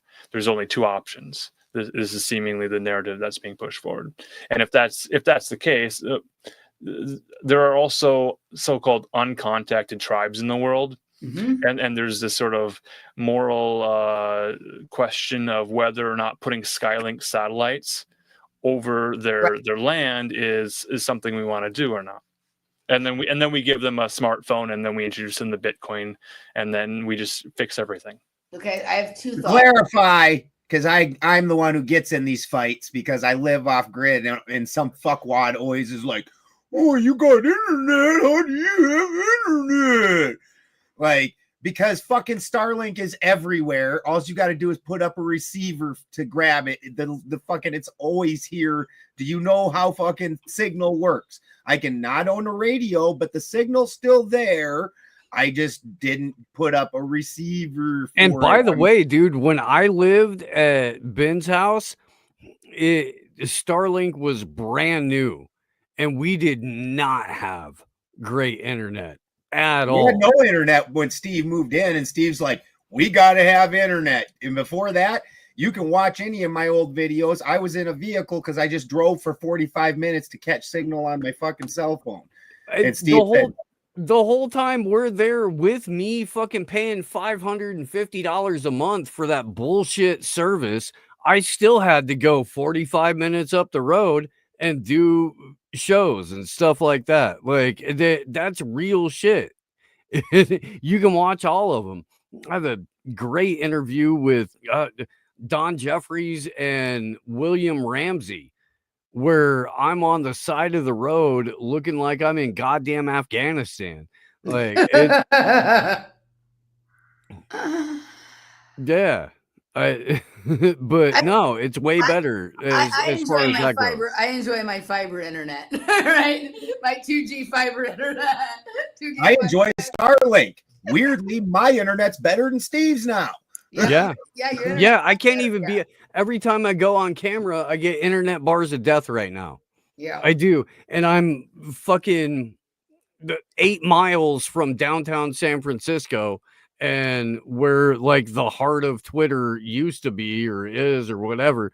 Like I'm right in the fucking pit of Silicon Valley as far as that goes. I can't be on camera right now. My internet's shit. It makes me like, with all of the reception trouble people who even live in like cities and very populated places have, I'm not as confident that we should be so fearful of an impending technological takeover as some people say, right? Like, I think that's the first thing. To what you said, Alien. Okay, so Michael and I, when we were doing like Project Kids and the Glass Bead game, we spent a lot of time looking at the Amish community because Michael lives near there. Michael lives in Lancaster, or has spent, at that time, he was living in Lancaster, Pennsylvania, right? And so he was always around the Amish. Shout out to Lancaster, man. I love that place. I love that town. And I've always had kind of a fascination with Amish people because they're just so different than like what I am and what I come from. And I kind of am fascinated, right? Like, I'm somewhat fascinated with that. But we, through our many researches and, synchromistic threads and deep dives, got to the place where we understood that many of the Amish are not actually anti-electricity or even anti-technology. They're anti-being hooked into a shared grid with people that they do not share values with, and people that they like, and not knowing who's in sort of part of that setup with them, right? And so they have gone out of their way. Like, we were even looking at a lot of these Amish areas from overhead maps, and it was almost like they had placed themselves so that they could not be viewed on like satellite or Google Earth very easily, almost like they were hiding behind a green screen in the way that they sort of laid out their plots of land and their location and things like that. So I think that they understand that, like, it's not so much about technology and electricity, it's about what and who you are connected to with it, right? And so I think maybe that's the bigger question here. Not should we live in the complete like Bitcoin, AI, tokenized, like think about like what Alison McDowell talks about with like the completely tokenized, gamified environment where everybody's always like earning badges and getting permissions and this and that, right? Like, she's definitely like expanded her view in that she sees things, I think, quite a bit differently. But a few years ago, like if you would hear her talk about that, right? Like that would be the sort of furthest extent of this like, sort of Bitcoin AI reality you're talking about, or then this way that people think of the Amish, which is true for some Amish, but not true for all Amish. I think the Amish people are fucking like people who live outside the time stream. I think they're able to move between temporal and spatial domains in ways that we cannot, because we are so tied to our understanding of reality that is generated by these gridded systems and the things that we're connected to with them, right? So I think that it's more about being selective about what we want to interact with, who we want to engage with, and then understanding where you are, understanding what you are interfacing with in your environment and in your reality. And right, so like I can very easily see in the future, maybe there will be zones, right? And you will have some zones that are completely dominated by like everything is all Internet of Things, Internet of Bodies. You know, you walk in and like some, you know, some tattoo on your skin lets everybody know how many coins are in your wallet, and you're picking up this piece of food off of this table and it takes a little coin, and you pick up this, you know, this, whatever it is. I can see that being a reality. I can see there being zones where there's like none of it. There's none of it. There's no electricity. There's no technology. And then the vast majority of things would be some combination based on what it is that the people decide that they are comfortable with. And the more self-sufficient and the more you know how to code or how to decode, the more agency you're going to have in deciding which ones you want to be or spend time in. And the more dependent on other people you are for things, the more you're going to be bound to the highly, like the one pole or the other, right? One pole or the other. I agree with almost everything you're saying. I do. But I know, because we have demonstrative proof that the grid is being built and being completed as far as the digital prison goes, that it takes individual effort to have, you know, Faraday rooms and things like that. If you'll indulge me for 30 seconds, this is I'll indulge you for a whole minute, Steve. Go ahead. this is the Starlink satellite grid currently. Well, not currently. This is from 2024. They put up a bunch more satellites since then. And let's also keep in mind that for every 3 Starlink satellites, there's a corresponding Star Shield satellite. Star Shield provides communication between various intelligence networks. This is just commercially, and this is what it looks like. You know, assuming we're on a you know, take the round Earth, flat Earth conversation out of it, right? And just look at the fucking satellites, right? Like they're. I mean, I think part of it is kind of like what Ben was saying, that just because the signal exists out there, that if you don't have something in your environment that acts as a receptor or a receiver for it, it's not as consequential as if you're like loaded with a bunch of things that are communicating and interacting with it all the time, right? So I think there's that. I do think that there needs to be serious conversation about whether it is appropriate, moral good, any of those things, to be flying Starlink over untouched tribes and all of that kind of stuff.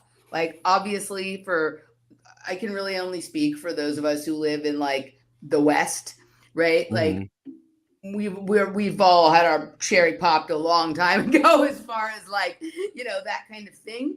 And so, you know, we're in a different situation, right? And so we can decide based on what kind of items and technologies we choose to keep in our environment, how we choose to, what food we choose to eat, what medications we choose to take or not take, how many receptors we're going to have for the signals that are being emitted.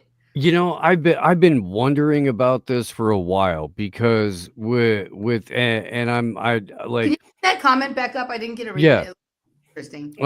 I legitimately hope that you have some thoughts on this, Emily, because I respect the hell out of your work, and I'm very glad that you're on the show tonight.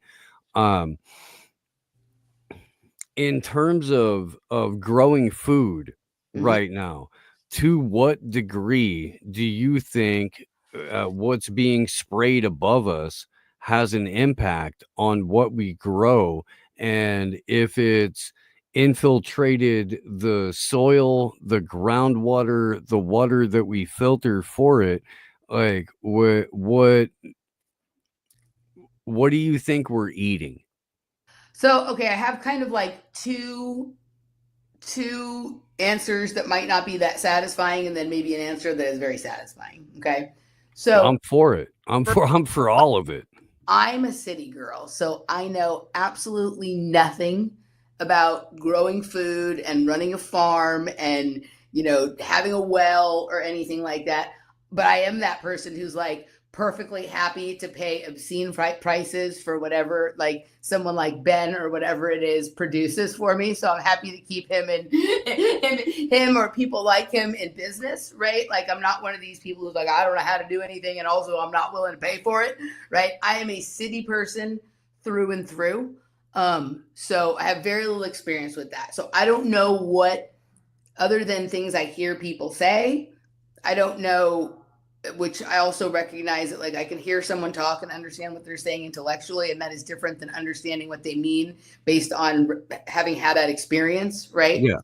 So I don't know what that is like for people who are really into growing their food, and if they've seen changes over time, or if they've had their food tested or whatever it is. So I can't really say anything about that, but I will say this.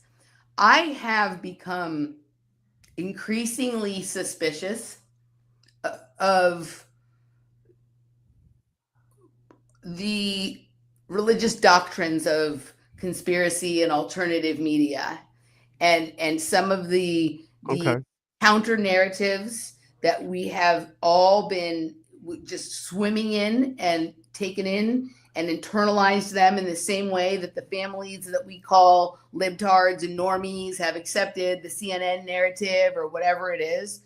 And I'm starting to have a lot of suspicion and sometimes even hostility around some of these things that I believed deeply for years, right? And I think that there's a lot of things that we have believed or thought we knew that maybe aren't true. But the bigger thing, and this is kind of where I'm at with a lot of stuff right now, something can be true, but entirely not the point.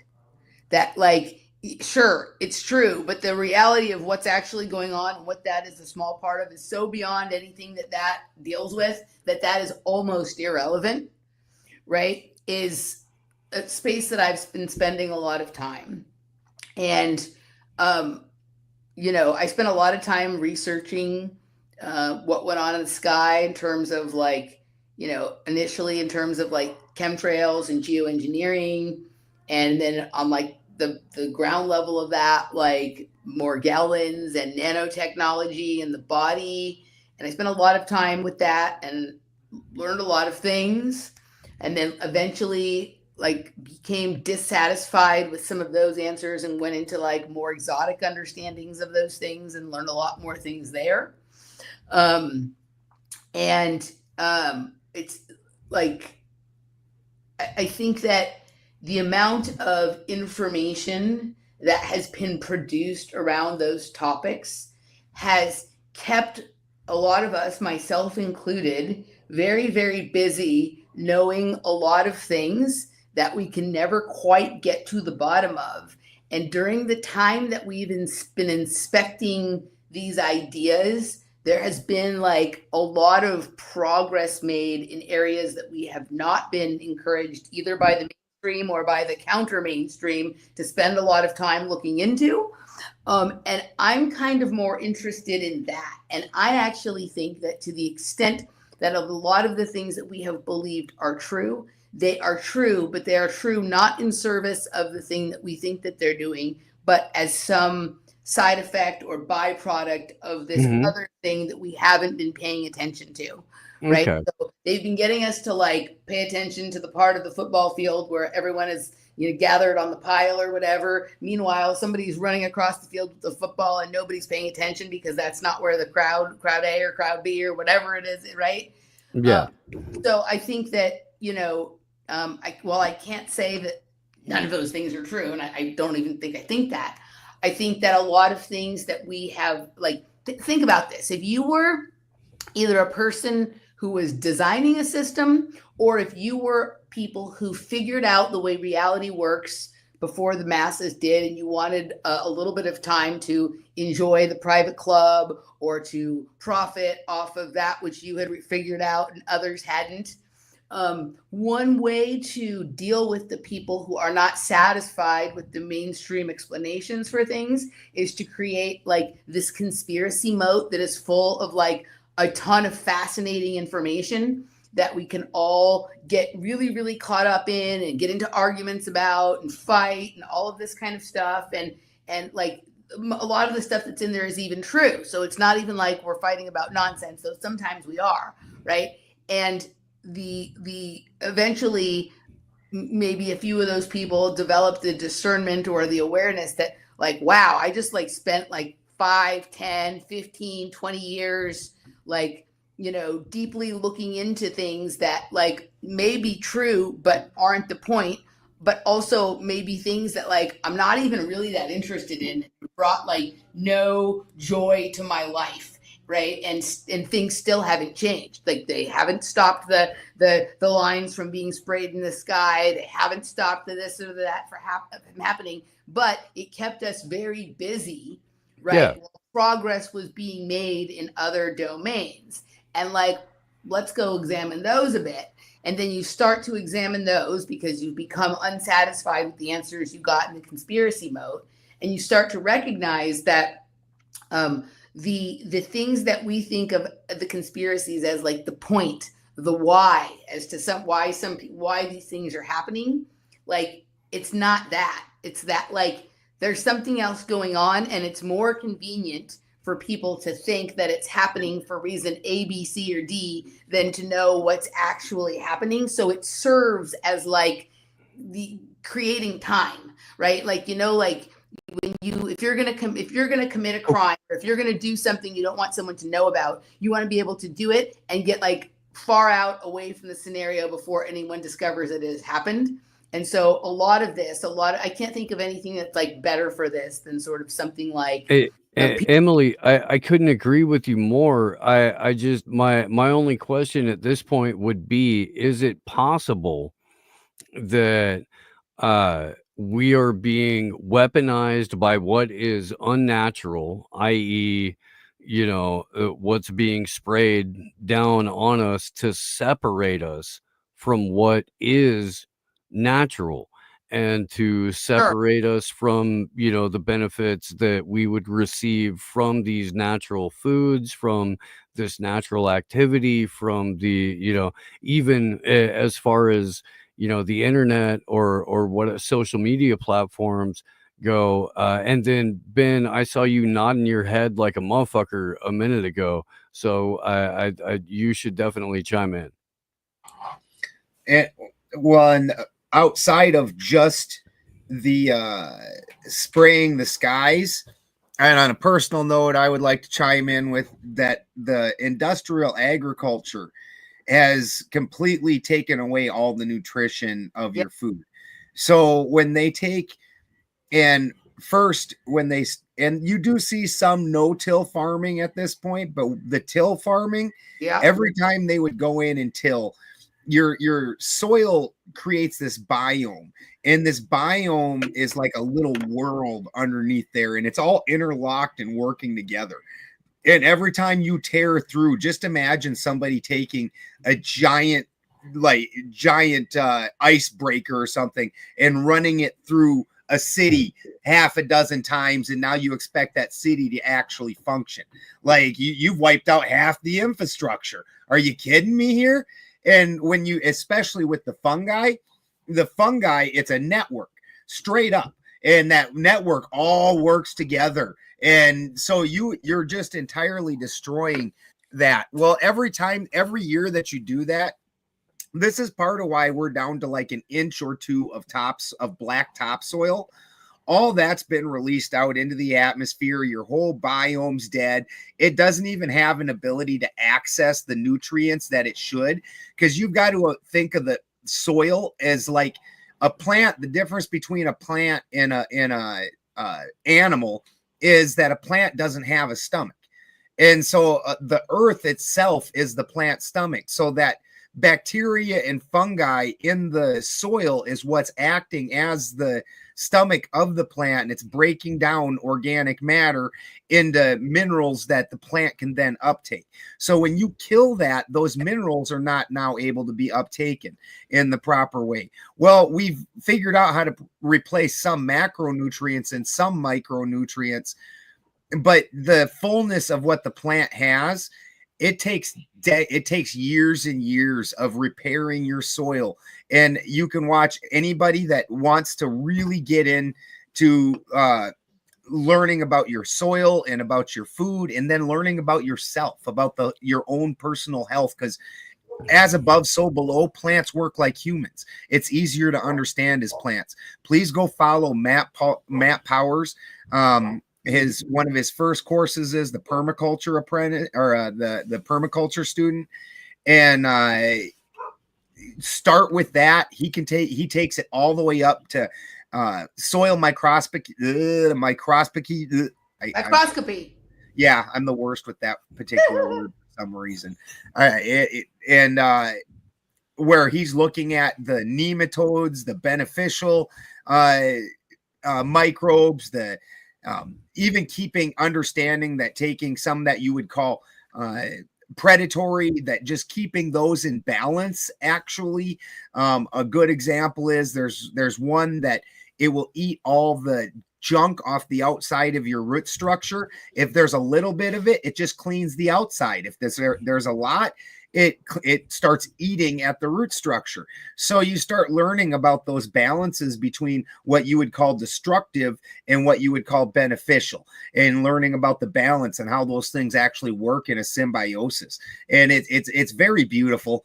Matt Powers, check it out. But once you start opening up the soil again, then you're going to start getting the nutrients, and even the flavors of your food will start changing. There's a reason that homegrown food tastes so much better than store food.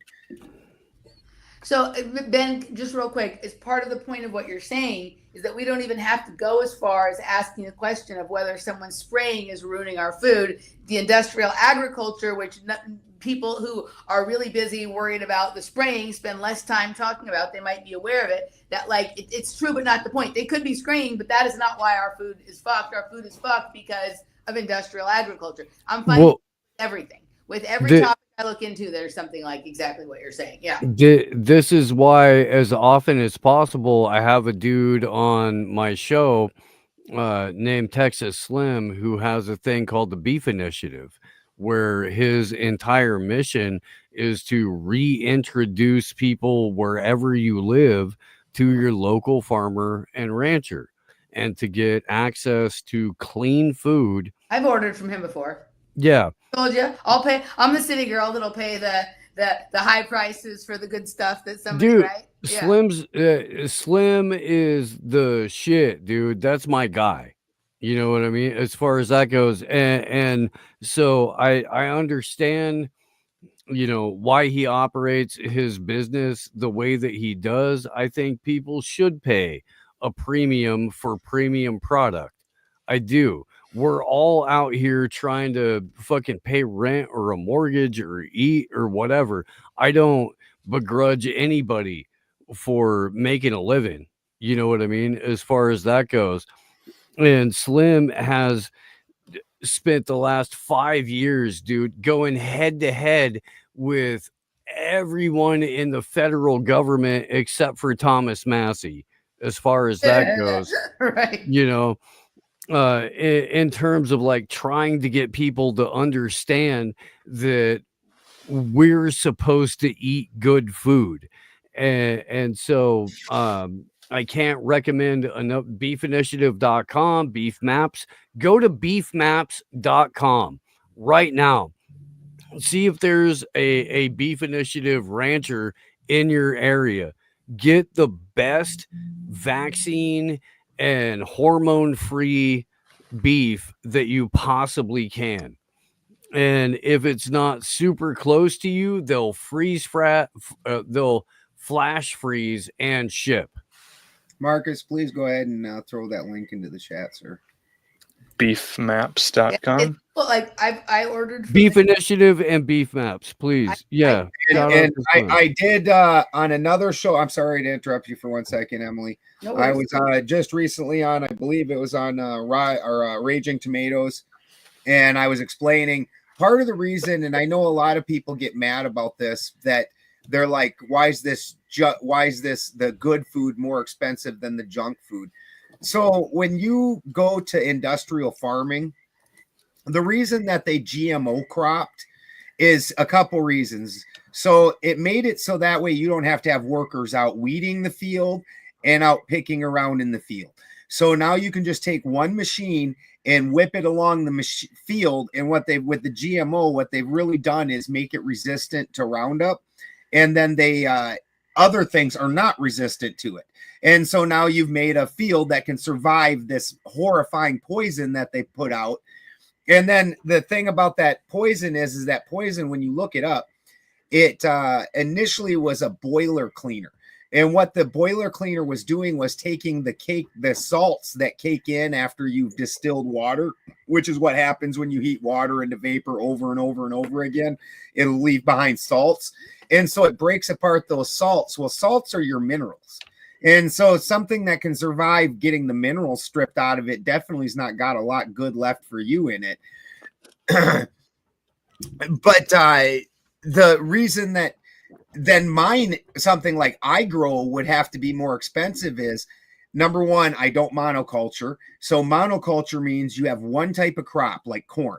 Now I can run a combine down that cornfield, one person, and it doesn't even take a person anymore. They got computer programmed combines. You just like, you go park the tractor on the corner, set the program, and walk away.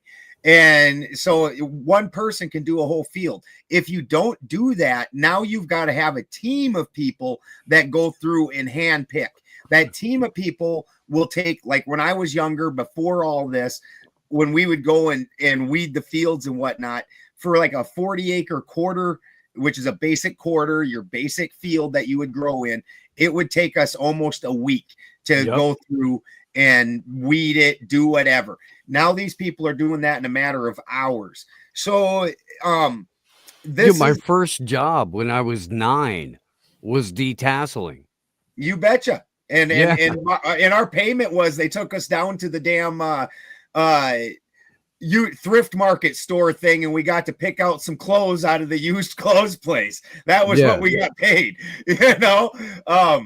but this is vastly more expensive, laborious, hard work, as opposed to running a combine down the field, and you can do 10 fields every day.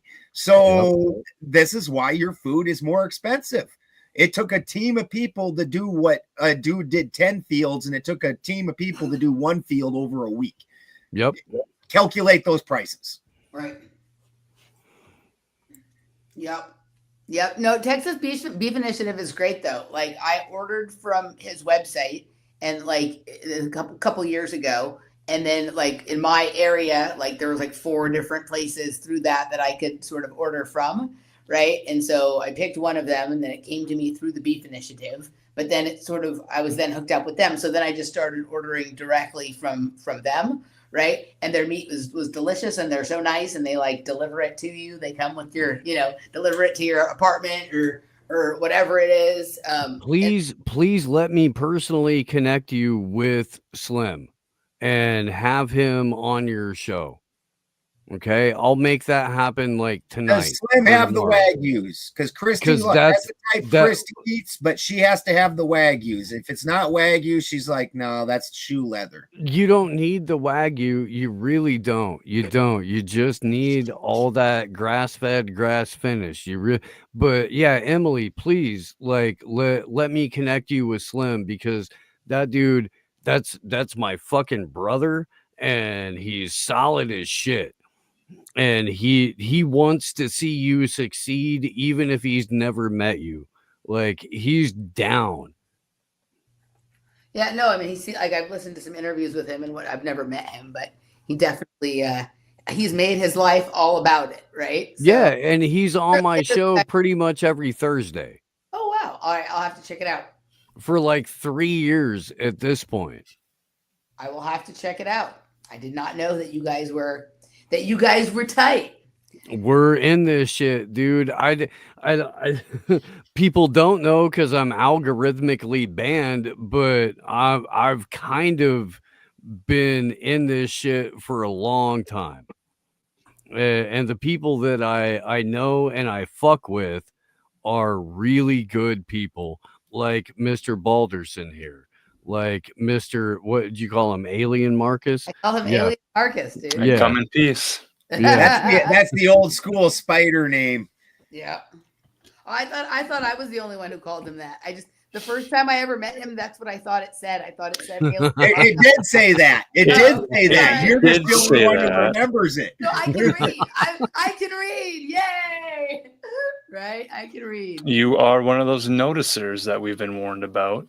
All right. So like let me take us back real quick to the way I see this, and I would like to get your thoughts because this is something that I'm going to be getting into from a variety of perspectives in like my series going forward. Okay. So at about the same time I read the Robert Temple book, I had two other sort of meetings of the mind that sort of I haven't had Robert Temple on my show yet, but maybe I will. Right. There's a gentleman that I'm friendly with. He's been on my show a couple of times. His name is Danny Goler, and he's the guy who takes DMT and shines the diffracted laser at the wall and sees the code. You guys familiar with who I'm talking about? Okay, he's been on my show a couple of times, like before he blew I've seen this from a few different people. That's some crazy shit. Right. So he was on. He like a friend of mine told me about him, and I got him on my show kind of before he got real big and popular and on Danny Jones and shit like that. Right. So there's several hours of he and I having like a good old fashioned Jewish debate on all of this over on my channel. Right. But essentially what he's, his claim, and it's not just his claim, it's other people, thousands of them at this point who concur. Right. And no one knows like what is causing this, but all these people are claiming to see it, that if you take DMT and you shine a diffracted laser at a surface, you will see code running between the laser and the surface of the wall. And that code looks something like Japanese katakanas, or like the language that they wrote, the observers would write in Fringe, if you guys ever watched Fringe. Right. Yeah. And so rather than like, there's all kinds of people who are in like the academic psychedelic space, they have a problem sort of with what Danny is doing, some of them, because it's not, he didn't do it in a lab with a double-blind study and this, that, and he talks about it. And so now he's poisoned the well or whatever. That nonsense. If we wait for science, we're never going to get anywhere for me, but I understand why they feel that way.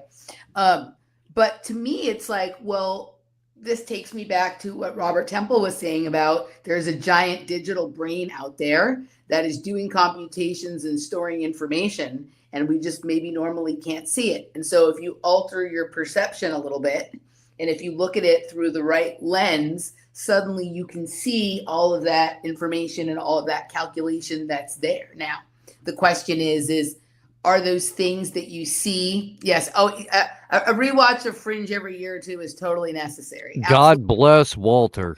God bless Walter Bishop. Absolutely. Right. I love Fringe. It's one of my favorite series ever. Right. Yeah. Well, the first like 3 to 4 seasons anyway. I liked them all. Like for me, there was something in all of it. Right. But it was a very good, it wasn't as popular as a lot of other shows. It was kind of off to the side with a lot of truth buried in there, right? But what is that people are seeing? Is that something that is coding the reality that we're experiencing, and we're normally not seeing the computation and the symbols and the digits that go behind that, right? Is that what it is? Or is it some secondary layer of intelligence or information that is embedded in the field? And if you understand how to read and decode that, is it some like is that sort of the implication of learning to code or learning to decode, that you can almost sort of have some insight into what is coming, like what is going to happen next, like what is the sort of underlying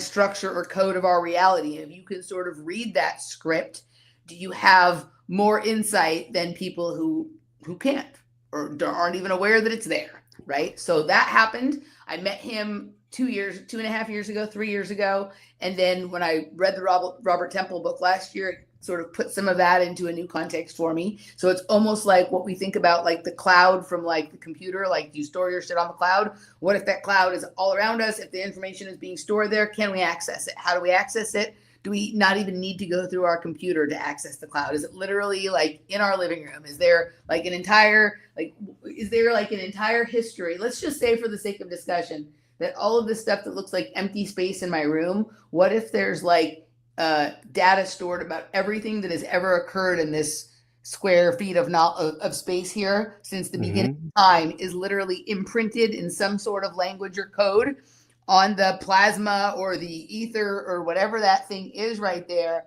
And if I can either take a drug or wear a set of glasses that allows me to see it, and then I can figure out what all that means, like how informed can I be about what it is that I'm living in? And then I also found the, very controversial work of Amon Hillman, who, like, there's a lot going on there. There's a few things that I'm very interested in that he talks about, and then other stuff, A, either not so much, or B, like I would have no way of proving or even caring on some level whether some of that is true. But I'm very interested in the things that he has to say about some of these oracular cults and the way that they would use substances to retrieve information from the field, and that information went into our understanding of medicine and science and philosophy. So is he also talking about that same giant digital brain there that has everything, and it's just a matter of adjusting your perception, your ability to decode light and information into something that can sort of see it and then perceive it, right? And then, some of what he described as the ionic life, or life outside the time stream, communicating with the intelligence that is sort of beyond that wall, right? That's very interesting to me. And plasma is made up of ions. And so when we're talking about the ionic life, are we talking about sort of living a life with awareness that there's all of these other layers of information around us that we cannot see? Also, we live in a conspiratorial reality that has all of these pyramids or triangles with eyes on them.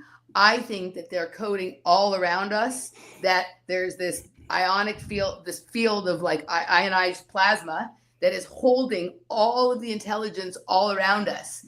And because we don't understand how to see it or how to decode it, those that do are in the know, and they're mocking us with the eye on the pyramid. No one's thinking it's about ions like plasma, right? For those of you who are like conspiracy long-timers, maybe some of you also used to follow Ion and Bob, and it took me a long time to understand what they were talking about, but methinks me have it, I'm coming closer to figuring it out, right? That there is this just massive store of intelligence all around us, and we just got to find the right drug to take, the right lens to wear. I don't think it always has to be drugs. Like, I think there's many, many ways to do this, right? Like, I think that each culture over time has developed their own rituals, practices, methods, technologies, styles of accessing that field, and then like cataloging, databasing, storing that information, and making sure that only, the people that's intended for get to see it.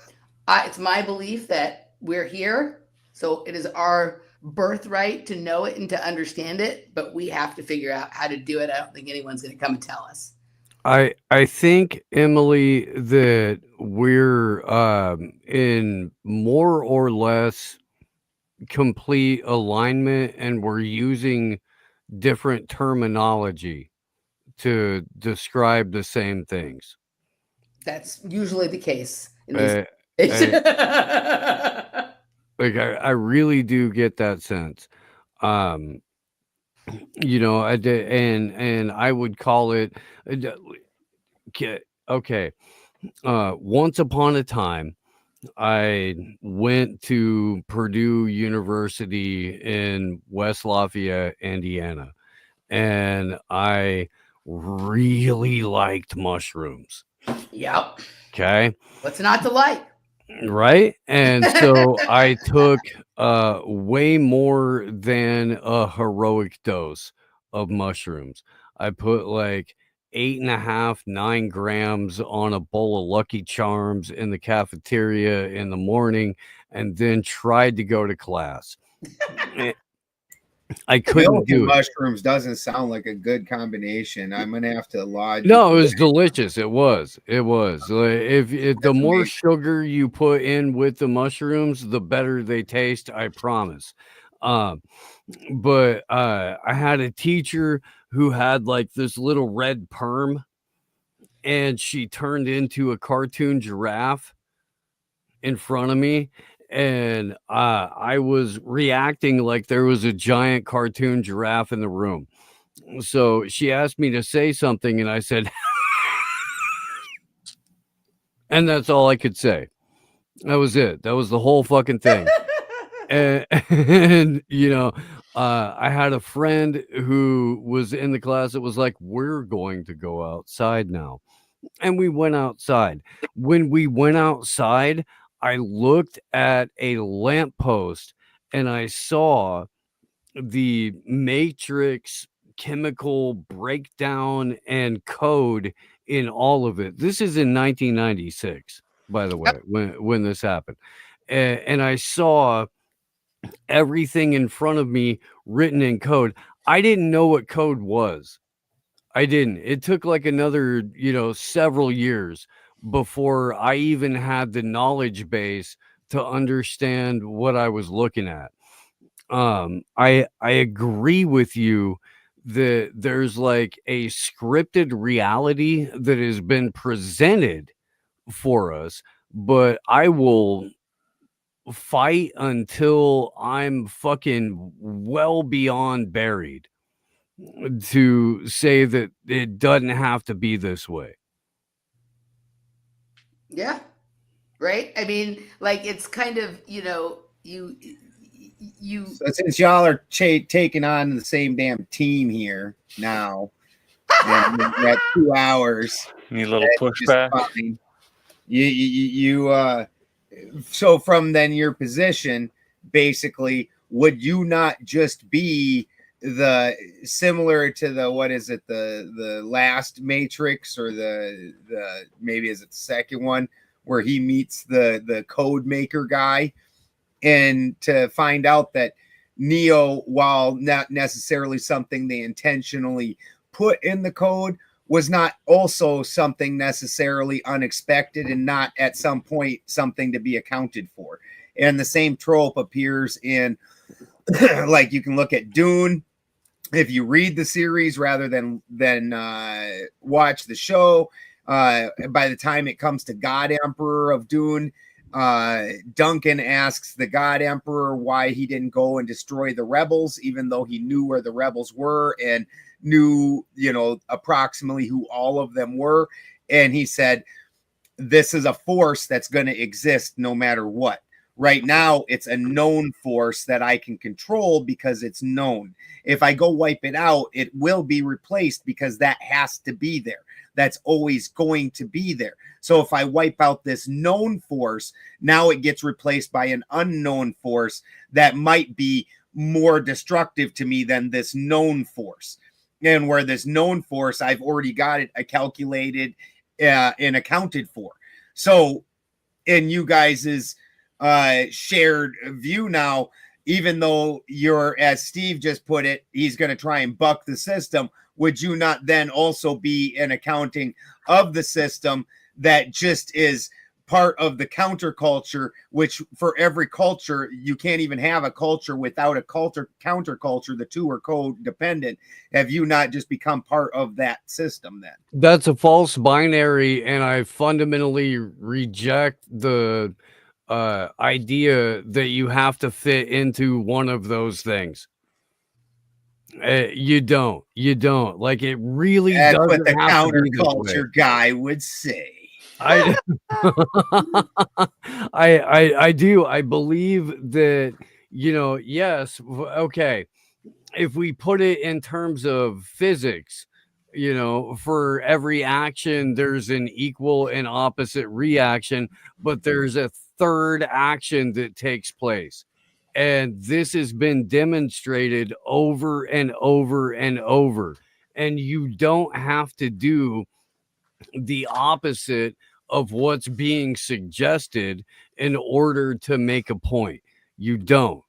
Emily, please. So, first of all, I haven't seen Matrix or Dune or any of that kind of stuff, right? But I think this is what he just said is very important, right? It isn't like, oh, this is the reality they presented us and they wanted us to believe. And so the opposite, like, must be true and good because this is bad. The opposite must be true. Or I'm like at the place where, like, we're dumb. We don't even understand what is happening or how it works. So before we decide who's doing it and why, and if they're good or bad, and should we protest them or should we join them, like a certain amount of observation and experimentation, I think is what's being called for here, right? And to sort of do that from this sort of, open-minded place. And also understand that, like, we think about things that have gone on in the past as being like prehistoric, ancient, not as smart, not as, up to date or modern or whatever it is. I don't think that's the case, right? I think we have forgotten a lot of knowledge along the way.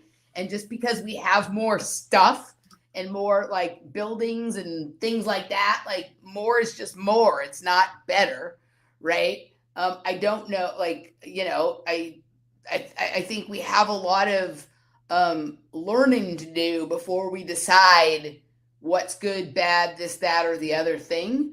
And my biggest problem is just like with people who want to force us into scenarios where there are supposed to be experts that tell us what things mean, right? Because I think we can figure out for ourselves. I think if we, have some learning and some experimenting and some observation or whatever it is, like, I think some of these things become fairly obvious, right? I think if you have an experience that feels powerful and then somebody in glasses and a suit tells you what that's supposed to mean, like, I don't feel like I need that help, right? And so, like, the rejection is not of like culture or counterculture. It's like somebody else trying to tell me what I just experienced means, right? Or whatever it is. That's the mediation of the idea. It's sort of the man in the middle attack. You got you have to find a broker to broker a deal. This type of idea, or we can have direct an expert to analyze your experience or whatever. Like, it is different to be like, hey, I had this experience. Let me run it by my person who I know maybe knows a little more about this and see what they think. That is completely different than you have an experience and someone tells you that means this. That's symbolic of that. You shouldn't do that. This is the way you do it. We do psychedelics with white coats in the hospital bed and or whatever it is. Like, I was going to bring up the idea of dream interpretation, and you were talking about text on the wall. There's the story of Belshazzar having a party, and they were drunk, maybe on substances, and then there's some dream, and they see writing on the wall, and they bring in Daniel to interpret it. I don't know if that's a one-to-one analogy with what you're talking about with Danny Goler and DMT and these types of things, but that is a literary example that a faith tradition might carry forward and say, well, okay, how does this compare to what we're looking at now? And to your question of how smart or dumb we are, I mean, there are times when we forget to breathe properly, and we might not even be able to fall asleep or sleep properly because our body is so dumb with sleep apnea, because we've just we have these muscles that we just don't flex anymore when we get our neck just develops a certain way because we're scrolling on our phone. So there's these types of things that's the truth. Right. And then the idea of like ADHD and executive functioning, where there's like, you're an adult, but then you have to have someone come into your house to remind you to eat and take a shower and do your laundry, these types of things. So we've outsourced as a culture certain responsibilities to say, well, we're hashtag adulting. So there is this question of, are we moving forward? Are we getting smarter? Are we getting dumber? And like the VR culture and the Ready Player One thing, where it's like, well, we can just stay in our home the entire time, and then just through screens we can interact with the world. And then maybe some people will do that, whether or not it's a choice that they do that or not. I think there's a great adventure outside. And that gets back into like the Amish thing we're talking about, and the culture they have, and the privacy, and the values that they have.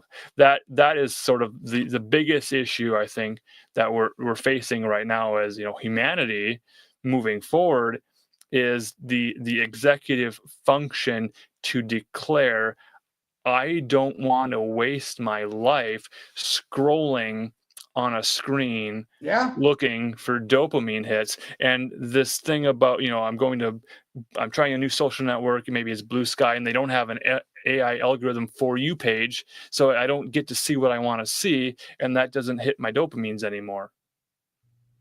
So we have to decide if, and even amongst on a meta level, we're talking about the shows that we do and the content we put out, we do that, and then we want to take a nap, and then we wake up and we're like, well, if we don't promote it, no one sees the stuff. So this freedom of speech and freedom of reach thing has been solved by the corporation to say, well, with Facebook advertising, you can advertise your material, so you just pay them to then give you a little bit more reach, pay-per-view, this type of thing. So we have the simulation layer upon our day-to-day lives. So when we wake up and we log in, it's like, you got mail, you check your mail, and then because of Pavlovian response to Facebook messages, nudging, pushing, check this reminder, breaking news on Twitter. So now you spend the next 3 hours figuring out a breaking story because a plane fell out of the sky and landed upside down, and maybe there's an alien invasion, and there's a Project Bluebeam, and there's a Nasera Gesera, and they're gonna give us free money, and we're getting the dividend because Doge found that there's money available to give to Americans who are homeowners, this type of thing. So it's one thing after the other. And it's, again, going back to the noise sort of information flood, where it's just we're being led around into different cul-de-sacs to get dizzy and then run out of energy. And then we're not networking face to face. Dude, every time I take a nap, I wake up and I find out that I'm in a fight with people that I wasn't even trying to fight. I think the being intentional, right? Like, I am going out to do this, and I am leaving my phone at home. Like, remember back in the 80s, we didn't bring our phone with us anywhere we went, and everything was fine, right? Like, everything was fine. So, like, I don't think there's anything wrong necessarily with the phone or any of the technologies per se, but just how, like, everything blurs into everything. Like, right now, I'm going out to dinner with Laura. I'm leaving my phone at home. I'm going to enjoy being here. We're going to eat delicious food. We're going to talk about whatever we do. Okay, I'm home. I'm kind of enjoying not being with my phone. I think I'll go to sleep without, looking at it or whatever, and then wake up in the morning and deal with whatever that is. And I'm going on vacation, or I'm going here or there. I think part of it is just like being more intentional with like deciding what we're actually doing at this moment, at this hour, at this time, with who or whatever it is, and not have everything always have to be part of everything else. You don't have to have like everything for everything. Right. I think that is part of it. It's just like, and that's the phone has been the sneakiest little motherfucker at getting us to blur the lines between, things that like you don't really need to pay attention to and things you do.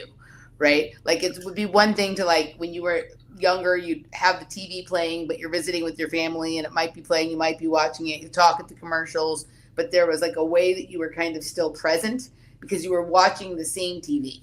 And then when we had phones, it's like we each have this different sort of portal into a reality of our own, if not creation, our own curation, right? And so you look, I'm sure you guys have all seen this. You're in a restaurant and there's a couple like completely ignoring each other. They're sitting there across the table. They're on a date. They're each looking at their own fucking phone, doing this and absolutely ignoring each other, even though they like spent $200 on their dress and their suit, and they've got a $300 bottle of champagne and $100 filet mignon sitting right there in front of them.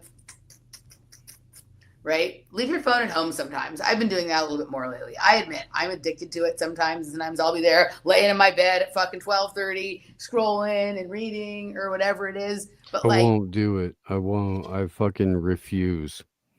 It's kind of easy for me because like the power goes out in the evening and that's the end of that. It doesn't fucking matter what I wanted, whether I'd be like, need to touch the internets, and it wouldn't matter. Well, that's the time when the channel would sign off for the night, and you just have a test pattern for. I am 6 way hours.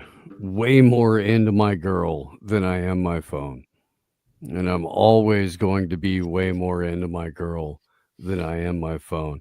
And I can't rub my phone's fucking sweet ass. I can't. It doesn't have one.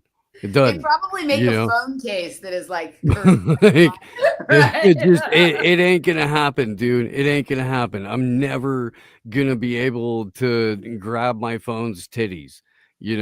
Like I believe in tangible reality. I believe in 3-dimensional space where people engage for good or ill. Honestly, like I would much rather square up in person than online. I would much rather hug you in person than online. Like it doesn't have to be this way, and we keep getting driven into this shit like fucking cattle, and we don't have to live like that. We don't. I can't stress this enough. It doesn't have to be this way. And the thing is people aren't as shitty to each other in person, and that's the thing. Like, and it's not that you're scared of the next person. It's really not. It's that when you're in the space of another person and sharing energy with them, that you just naturally want to get along with them, and you have empathy with them. And over the internets, it's real easy to try and poke strangers and try and shit on strangers. But the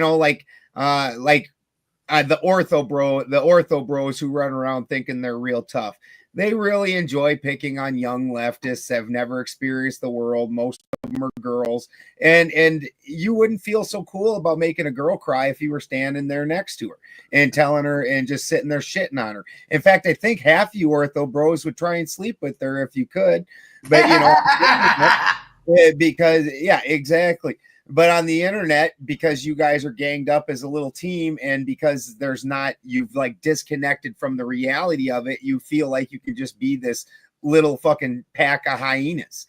And it's really kind of gross to watch, but you really develop a bond with people that you wouldn't normally develop with people in other ways, just by spending a little bit of time with them. You're like, you know what? Say what you want. He's an all right guy. That's the way you end up coming off, because you actually know that person. It's just how it is. So this interacting socially through only the internets, it's a shit way to do it. I agree. I met Ben in person. I know he's an all right guy, right?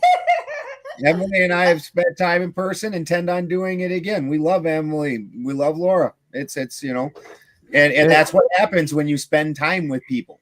So that's a real network. I know Balderson. So Balderson introduced me to Steve. Now Steve and I are pretty good friends, and Emily, we've known each other through streaming, but it's like Balderson can vouch for you, and I can vouch for Balderson, and having this face-to-face network. But I'm not allowed to vote, so I'm not allowed to vote either. But I wouldn't let Steve vote either. He lives in an apartment. It's not. But that's also not that I wouldn't care about you guys. To be fair, Emily is more of a man than some men who vote. Illegitimate system built on theft, extortion, and violence. Why would I want to participate in that shit? Why? when people like for that when Ben was on like Robert Phoenix's and made a little kerfuffle about women shouldn't be allowed to vote, like some people are asking me how I felt about it. It's like, I have no interest in voting. What am I going to get butthurt now because Ben is like, Emily shouldn't vote? I'm like, I already know. You're gonna cut me out of something I don't want to be a part of in the first place? Okay, fine. Like, Yeah. You couldn't come up with something I care about less to try to get me to defend, right? I mean, that's Right? voting is a I will- perfect example of a layer of simulation amongst Totally. real world thing. Like voting That does is a not simulated exist. environment. You are 100% Totally. correct about that. That's the simulation. Right? Yeah. And I I just know had to throw Ben that for in there. almost That fucking I 10 wouldn't be years allowed to at vote. this It was point. for fun. No, it's hilarious because it is a perfect example because it's something you could hold up as a banner and people like, God, he's a real asshole. That guy don't care about, he must hate women. And you're like, no, I've met him in person. He really does care about women, and his wife adores him and he adores his wife, and you know, like would give the world for her. Like you can make that assumption without, you know, putting all the understanding that I'm putting into it. If you've never met me, it's a simple thing to do, but once you've met me, and so it's really a very perfect example. Yeah, I've known this dude for almost 10 years. I have rarely met someone as deeply devoted to his wife and his family as Ben is. Yeah. Like, this dude goes hard every day for them. He's broken his body for them. You are going to be hard pressed to meet another individual that is as committed to their success, not his success, their success, Like as Ben Balderson. even beyond all of that, right? We're all grown-ups here. We don't have to agree about everything to get along. So let's just say I really cared about voting, which I don't. So I'm not going to make that my right. Like I don't. Like, for me, all that you have to do is live according to the things that you say are true. And if I live according to the things that I say are true, we can think different things are true, and we can still have a certain amount of like shared values. It's not like being like-minded or having to agree about things, but we agree that the things that we say are important, we're going to do those things. And the things that we think are stupid, we're not going to do those things, right? Like, you guys remember, he has been gone for a long time, but you remember Michael Joseph? You know who Michael Joseph Oh, is? yeah. Right, Yeah. a cult with all his like occult, you know, series and things like that. Mhm. Like, he used to be on my show quite a bit, and I haven't talked to him in a little while. But we struck up like a really good friendship, and then he became a very, very devout Catholic, right? Like, really devout. He's super into it, right? And it's not something I'm particularly into, but I can see how meaningful it is to him. And there are certain things about my life that goes against a lot of things that he now believes in and thinks are important. But we're still friends. We still text each other, right? Like, he's living according to what he thinks is right, and I'm living according to what I think is right. And we don't have to agree about what that is, but so long as one person doesn't say one thing and do another, we're good, right? And so I don't like this idea that we all have to agree about everything in order to get along is like not only dumb, but also boring. Like, I think it's boring when we all agree. I butt like heads with disagreeing. my friends all the time, man. Yeah. And one of my best friends in this whole shit is Jason Burmis. And I disagree with Burmis at this point Not on like everything. basically everything. I really do. But that's my dog, dude. And so we can disagree. We can. It's okay. I still fucking love him. We were talking about this earlier, dude. Ben and I have like basically taken it to the fucking ground before. And then, you know, went outside, That would be smoked a joint, came back in, had dinner, and fucking woke up and went to work the next day. Yeah. Sometimes you got to. Sometimes Like, you got to. that's how you make Right? friends, right? Ain't it? That's what I 100%. And Marcus is 100% my road dog too. And Marcus, the shit that dude knows and pays attention to, I don't even know what the fuck he's talking about half the time. And you know what? Fucking, that's needed because other people know what he's talking about and I don't. Like, fucking this. You want to laugh, Emily? I'm not sure they do. I'm not sure they do. He for like 6 months, I thought he was making fun because Marcus also is a shit stir. He really is. He likes dude. to subtly stir the shit. I mean, super subtle. It's So odd. Look at very those subtle. It's super cheekbones. subtle, yeah. Look at Yeah. him blush right now, dude. He's getting all And- flushed in the face and those cheekbones. He knows exactly what the fuck he's doing. Don't fucking sit here and try and fool anybody with your little elfin fucking angelic face. We all know. We all fucking know, dude. We do. Yeah, We're so on to you. We're I on thought to he you. was. I thought he was fucking with me, and he kept talking about this Doge Cat thing, and I totally thought he was making something up. Right. And you know, because you know me, I don't fucking watch anything pop culture or anything like that. So I'm just like, every time he'd bring it up, and he'd talk about what's the other one that you'd talk about all the time, the Pootie Poo thingy. Pootie Pie. Yeah, and I just thought he was babbling dumb shit just to fuck with me, and The fucking. most viewed YouTuber, Pootie Pie. And then Yeah. one day I actually seen the Doge Cat thing, and then literally like the next week somebody tries bringing something up. I'm like, Doge Cat, and he's like, yes, and I'm like, ah! No, there's a method to Alien Marcus's madness, right? But let's not be mistaken; it is a form of madness. Well, there's a stream that you can directly tap into, and it's like this cultural stream. And you know, if we're talking about a simulation theory, it's like, well, what is going to be mainstream in the culture? You know, MTV would play one music video at a time, and people would pay attention to that, and then they'd have a countdown show, and they'd all decide that this is the number one band of the moment at this time. Now we've decentralized from that, and people have their favorites, and they fight over what is the best band, and it's Taylor Swift all the time, because the Swifties they're organized, and they fight for Taylor Swift. But going back in time, the idea of Doja Cat becoming the next big thing, at that time I was looking at, you know, the stream, the Cocteau Twins, the Milk and Honey, and the symbolism of the goddess, and this person who's mixed. She's got the mixed culture. She has the skin. She fits the profile of where everything's leading. And then sure enough, she wins the MTV Artist of the Year award. And then the next year she's hosting the award. So how could I see that? Well, I was in that current. I was looking for it. I was keeping up with it. I think it's because he's actually when we're in the time of gods and monsters, and he's going to be the next Argus.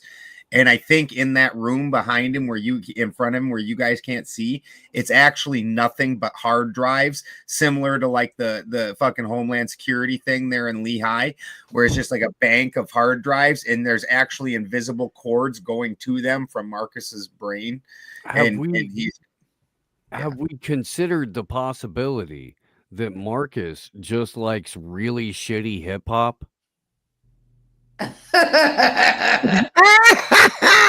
Is that a possibility? I've never made any claims to my musical taste as being superior to anyone else's.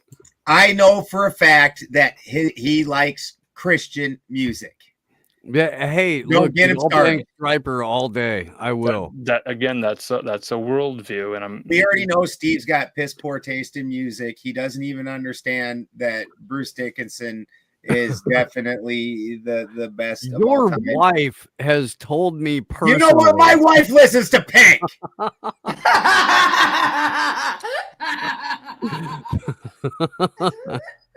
I have great taste in Alderson, music. we can did fucking drive pull up You the do have great Telegram taste in group music. as often as you want. I bang that shit. We I do. drove through Iowa listening to Bullet Train to Iowa as we were driving through Iowa.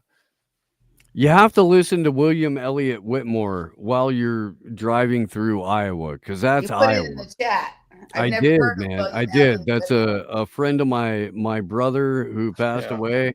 That's his buddy. He does music right. He does. All the music I like goes like right, you know. I I like just say heck I no like to techno techno. music. I do. I say heck Oh, no to das techno. Udut. All right, guys, Yeah. it's getting to be my bedtime because I'm a few hours out. And I think Alien, you might be in my time zone. Central Time, Yes. 10:26 p.m. Yeah. Yes. He's got the power of God behind him, though, so he doesn't get tired.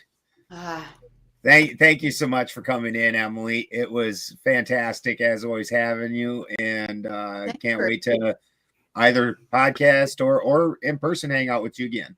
thanks for having me. I don't know how much simulation debating we did, but I'm always down to hang out for any number of hours with all of you gentlemen. And let's see, we're halfway. Chris and I are halfway down the second pillar. Nice. When we finish the second pillar, we'll invite Professor Balderson back, but maybe I'll just have you for a regular show about other stuff sometime soon as well. And I look forward to chatting with you gentlemen. Emily, before you take on off, my house, on your house, Sure. whoever's house we're hanging at, online, offline, whatever it is. Do you guys do word salad? on Emily, Wednesday? hang out real quick. Before you take off, Emily, I dropped my email in the private chat here in Got it. StreamYard. I would love to have you on one of my shows. All right. Well, I think Yeah. we can all go on each other's shows. We can all be a happy bunch. How does that sound? How does Heck that yeah. sound? Yes. Yes, Word Salad is tomorrow night at 5 p.m. Central. Is that what time we do it at? Yes, 5 p.m. Central. Yep. Danny wasn't there last week, so I'm sure I'm sure we have lots of pent up rage for the Weinstein brothers and whoever else crosses us. That Talk about Dan Bongino. Dan, but like to me, like that it's so obvious, right? Like it's not. I mean, I stopped paying attention to him years ago. I remember the first time he was ever interviewed by Alex Jones when he first came out of the Secret Service back, 10 years ago or whatever it is. But like, I don't like for me, like there's nothing to be mad at because I was never fooled by this nonsense. So sometimes it's hard for me to like, to simulate some sort of outrage over something that was like always Captain Obvious. I'm aware that he has been named the deputy director of the FBI, and he is freedom of speech for the people that agree with me, but not for other people. He's a rabid Zionist, which is a huge problem for me, right? Like all of that kind of stuff. But is there some other thing that he's done that I'm not aware of because I don't really pay that much attention to right-wing media? Like what is happening? Yeah. It was just interesting to see after Lee Harvey, Oswald Harvey, Corey Hughes production stream with AM Wake Up on Saturday. The following Monday, we're on Rumble, and then there's some strange happenings. And it just it seemed like we were just close to it for a moment. They're rolling the view counts backwards on that, man. Corey Hughes's to Oswald's presentation when I woke up this morning had nearly 4K views on it. Right now I think it's like 3,200 and something. Like they're rolling the view count backward. Can you thread the needle for me on that though, Marcus, real fast about the connection to Dan Bongino? We were watching on the Rumble platform as Dan Bongino has his stream talking about how he's accepted the nomination. Okay. And then at that point, the Rumble stream for AM Wake Up kicked the bucket. Yep. Okay, so like they were trying to force people off of every other stream so that everybody will tune in to Dan Bongino. That's what I thought was happening because everyone is it still up? And they went to the homepage, and on the homepage it was his video, and everyone clicked over to his video to see that it was still streaming, where he was announcing, he's getting all emotional. That's about consistently been my experience with Rumble. I got what you're saying. Can you explain to me this theory of two Oswalds, and is one of the Oswalds Luigi Mangione? Well, we're talking about Harvey Lee Oswald and Lee Harvey Oswald.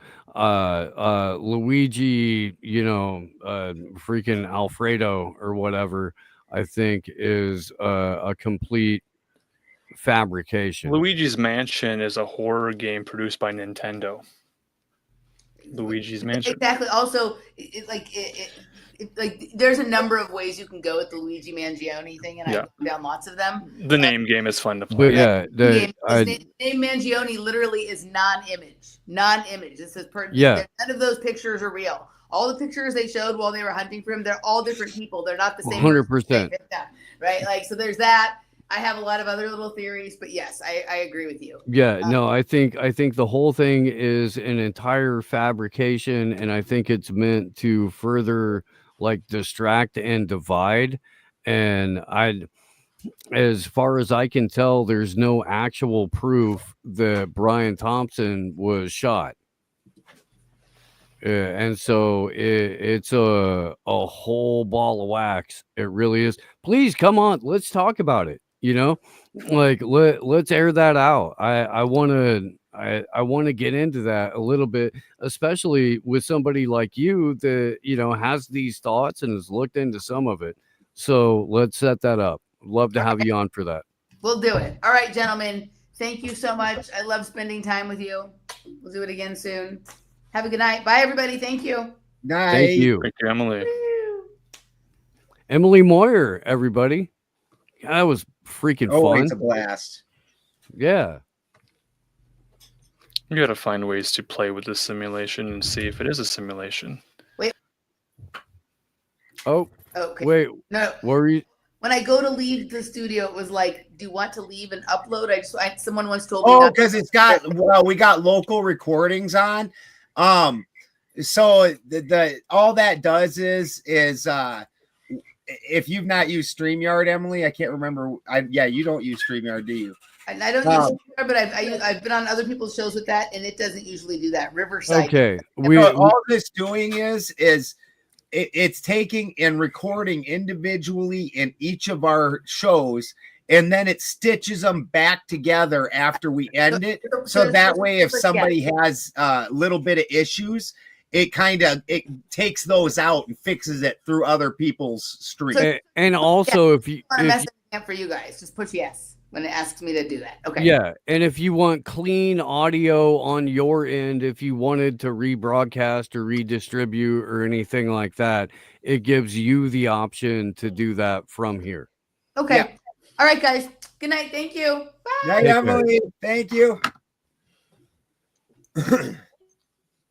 Yeah, really, at the end of the day, the sim theory honestly turns into the free will debate.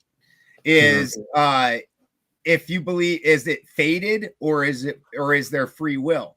And then even inside of that, from my position of free will, the only thing that it allows you to do is change your position. So from a heathen position, the world is a web. We call it the web of weird. So you look at the web as a tapestry, and obviously every piece of that tapestry needs to be filled. So for me, no matter what, you're going to fit into that fucking tapestry, but you can choose where you're going to fit in the tapestry. Most people don't. Most people just where their place is where their place is. Where for me, you can choose, but the events that were going to happen, they're going to fucking happen whether you want them to or not. You aren't stopping Ragnarok. There's nothing going to stop it. It's coming. And all you get to choose is the juxtaposition that you have to it. All you get to choose is your flavor of Ricola. But you also get to choose how you prepare for that event. Yeah. And you also get to choose, like, to varying degrees, how much that event actually impacts your personal life. Yeah. And you're one of those people that's a living example of how to, set up your life to where you're significantly less impacted by that particular event. 100%. And so I think it's kind of as Steve's explaining, for me in my world, I definitely take the free will side of things, but I also have a recognition that no matter how much free will you have, if you're caught in the current's going to affect you. Like that's just how, no matter how that's just how it fucking works. You can have all the free will in the fucking world, but if you're caught in the current and you don't know how to swim, you're fucked. Yep. So learn how to swim, I guess, is what we're trying to say, man. I don't know. Emily brought up Central Time, and the way that my mind works is that if you say a word or phrase, it will make a song appear in my head. Before we get out of here, can I play Central Time? Yeah, absolutely. Yeah. And thank everybody for coming. This was an awesome show. I want to remind everybody over on Odin's Alchemy, Benjamin Ballerson, please come over to Deliberating Dogface Dudes. Give it a like, give it a sub. Everybody else that's been watching all night, we appreciate you. Please give us a like and sub. It's the three of us are all kind of on the hit list, and so we don't it's hard for us to grow. Any help that you, and we don't normally put that whole thing where most shows they're probably better having done it, put the please give a like and sub at the beginning, but we always forget and never do, and we're not really good at self-promotion. We don't want people to become addicted to the YouTube app or the algorithm, and that's kind of where it's like we could put out shorts and then try to play the game the way they want us to play and still not get ahead. But we know that the power of human to human networking connection, if you like the thing, share it with someone and watch with them at the same time. It's probably the best way to do it. I'm sure we have watch parties happen right now. And if you're inclined, or you're willing, we're on Odyssey and BitChute and also, Rumble and Rockfin and stuff until Rockfin kicks me off. Already kicked me off. So I don't even have that. They kicked Ben off. They kicked Beth Martins off. They kicked Courtney Turner off. They kicked John Fitch off. They kicked Miriam Hanine off. And this is right after I was like, hey, you guys are tanking your platform. And then they're like, oh, we'll go ahead and kick off a bunch of content creators. So I don't know if it's me, but holy fuck, it looks like me. It really, because the next morning after you had that fight, I opened up my phone and not, after chores and all that, I open up my phone and Beth Martins has a thing where they canned her. I was like, oh my, did Steve fucking spark that powder keg? And then I look at mine. Yeah, I think I might have. I think so. I'm sorry, to all of the people that lost their Rockfin channel after I got in a public fight with Rockfin and they showed their whole fucking ass in front of everybody. I'm sorry. But we all knew it was coming. We're supposed to get into fights on the show, Steve, not get kicked off of platforms. Fights on the show. I know this is hard. This is confusing. It is.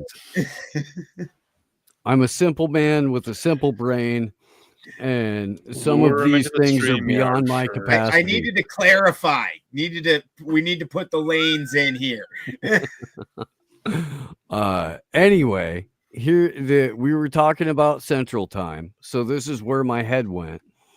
And for the people who aren't familiar with me, if you say something, I'm going to have a song for it. If you're not familiar with Pokey Lafarge, welcome. But we were talking about Central Time. Here's Central Time.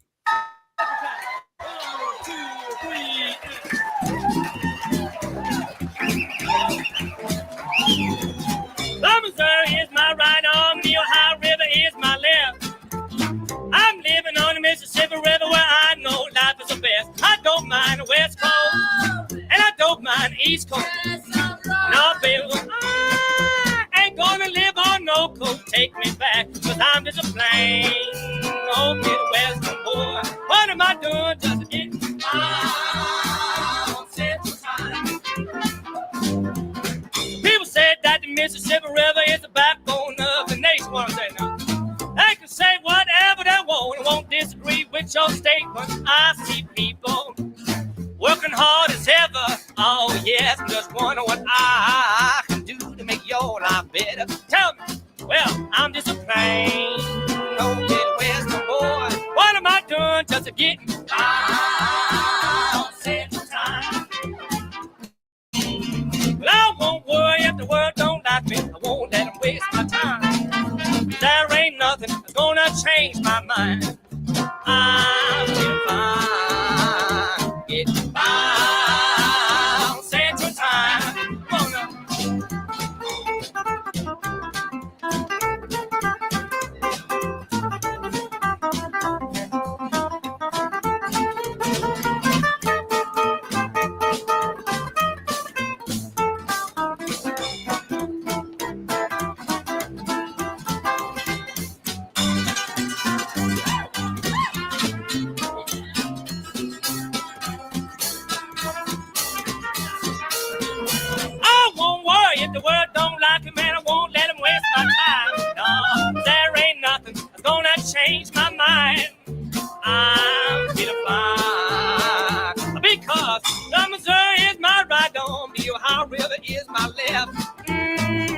living on the Mississippi River where I know I don't mind the West Coast. And I don't mind the East Coast. No, baby, I ain't gonna live on no coast. Take me back, 'cause I'm just a plain no Midwestern boy. What am I doing? Getting oh yeah, just getting yeah, I'm getting by. Sing it again.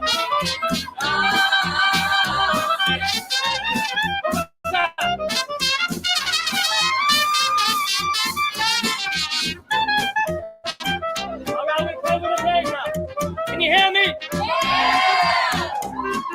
Let's try something different. Repeat after me. Getting by, getting by, getting by, getting by. Getting by, getting by, getting by, getting by. Well, on Central Time. Say, on Central Time. Take me home. I want to go back. I want to go now to Central Time. Take me home. I want to go back. I want to go back to Central Time. I said, Central Time. Central Time.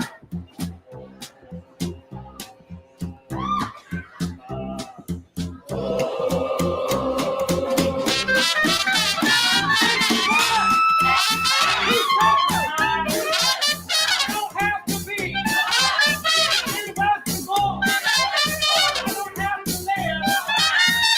Central Time. You get on by. You get on by. Let's get on by. Come on, take me back. Don't be true. Don't say true. Come on, Central Time. Get by.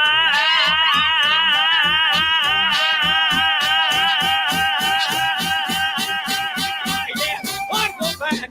Want to go back. Want to live. Want to live. Want to live. Say one more time, man. Come get by. Central Time.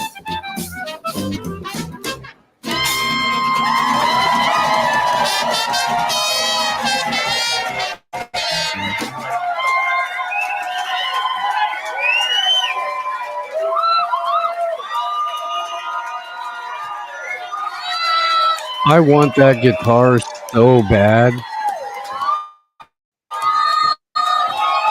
If anybody wants to, through the value for value system, send me, 1963 Gibson Archtop. I'll take it. I will. Not gonna complain. You guys are awesome. Thank you for hanging out. We will see you next Tuesday. Yeah. See you next Tuesday. Take care, folks.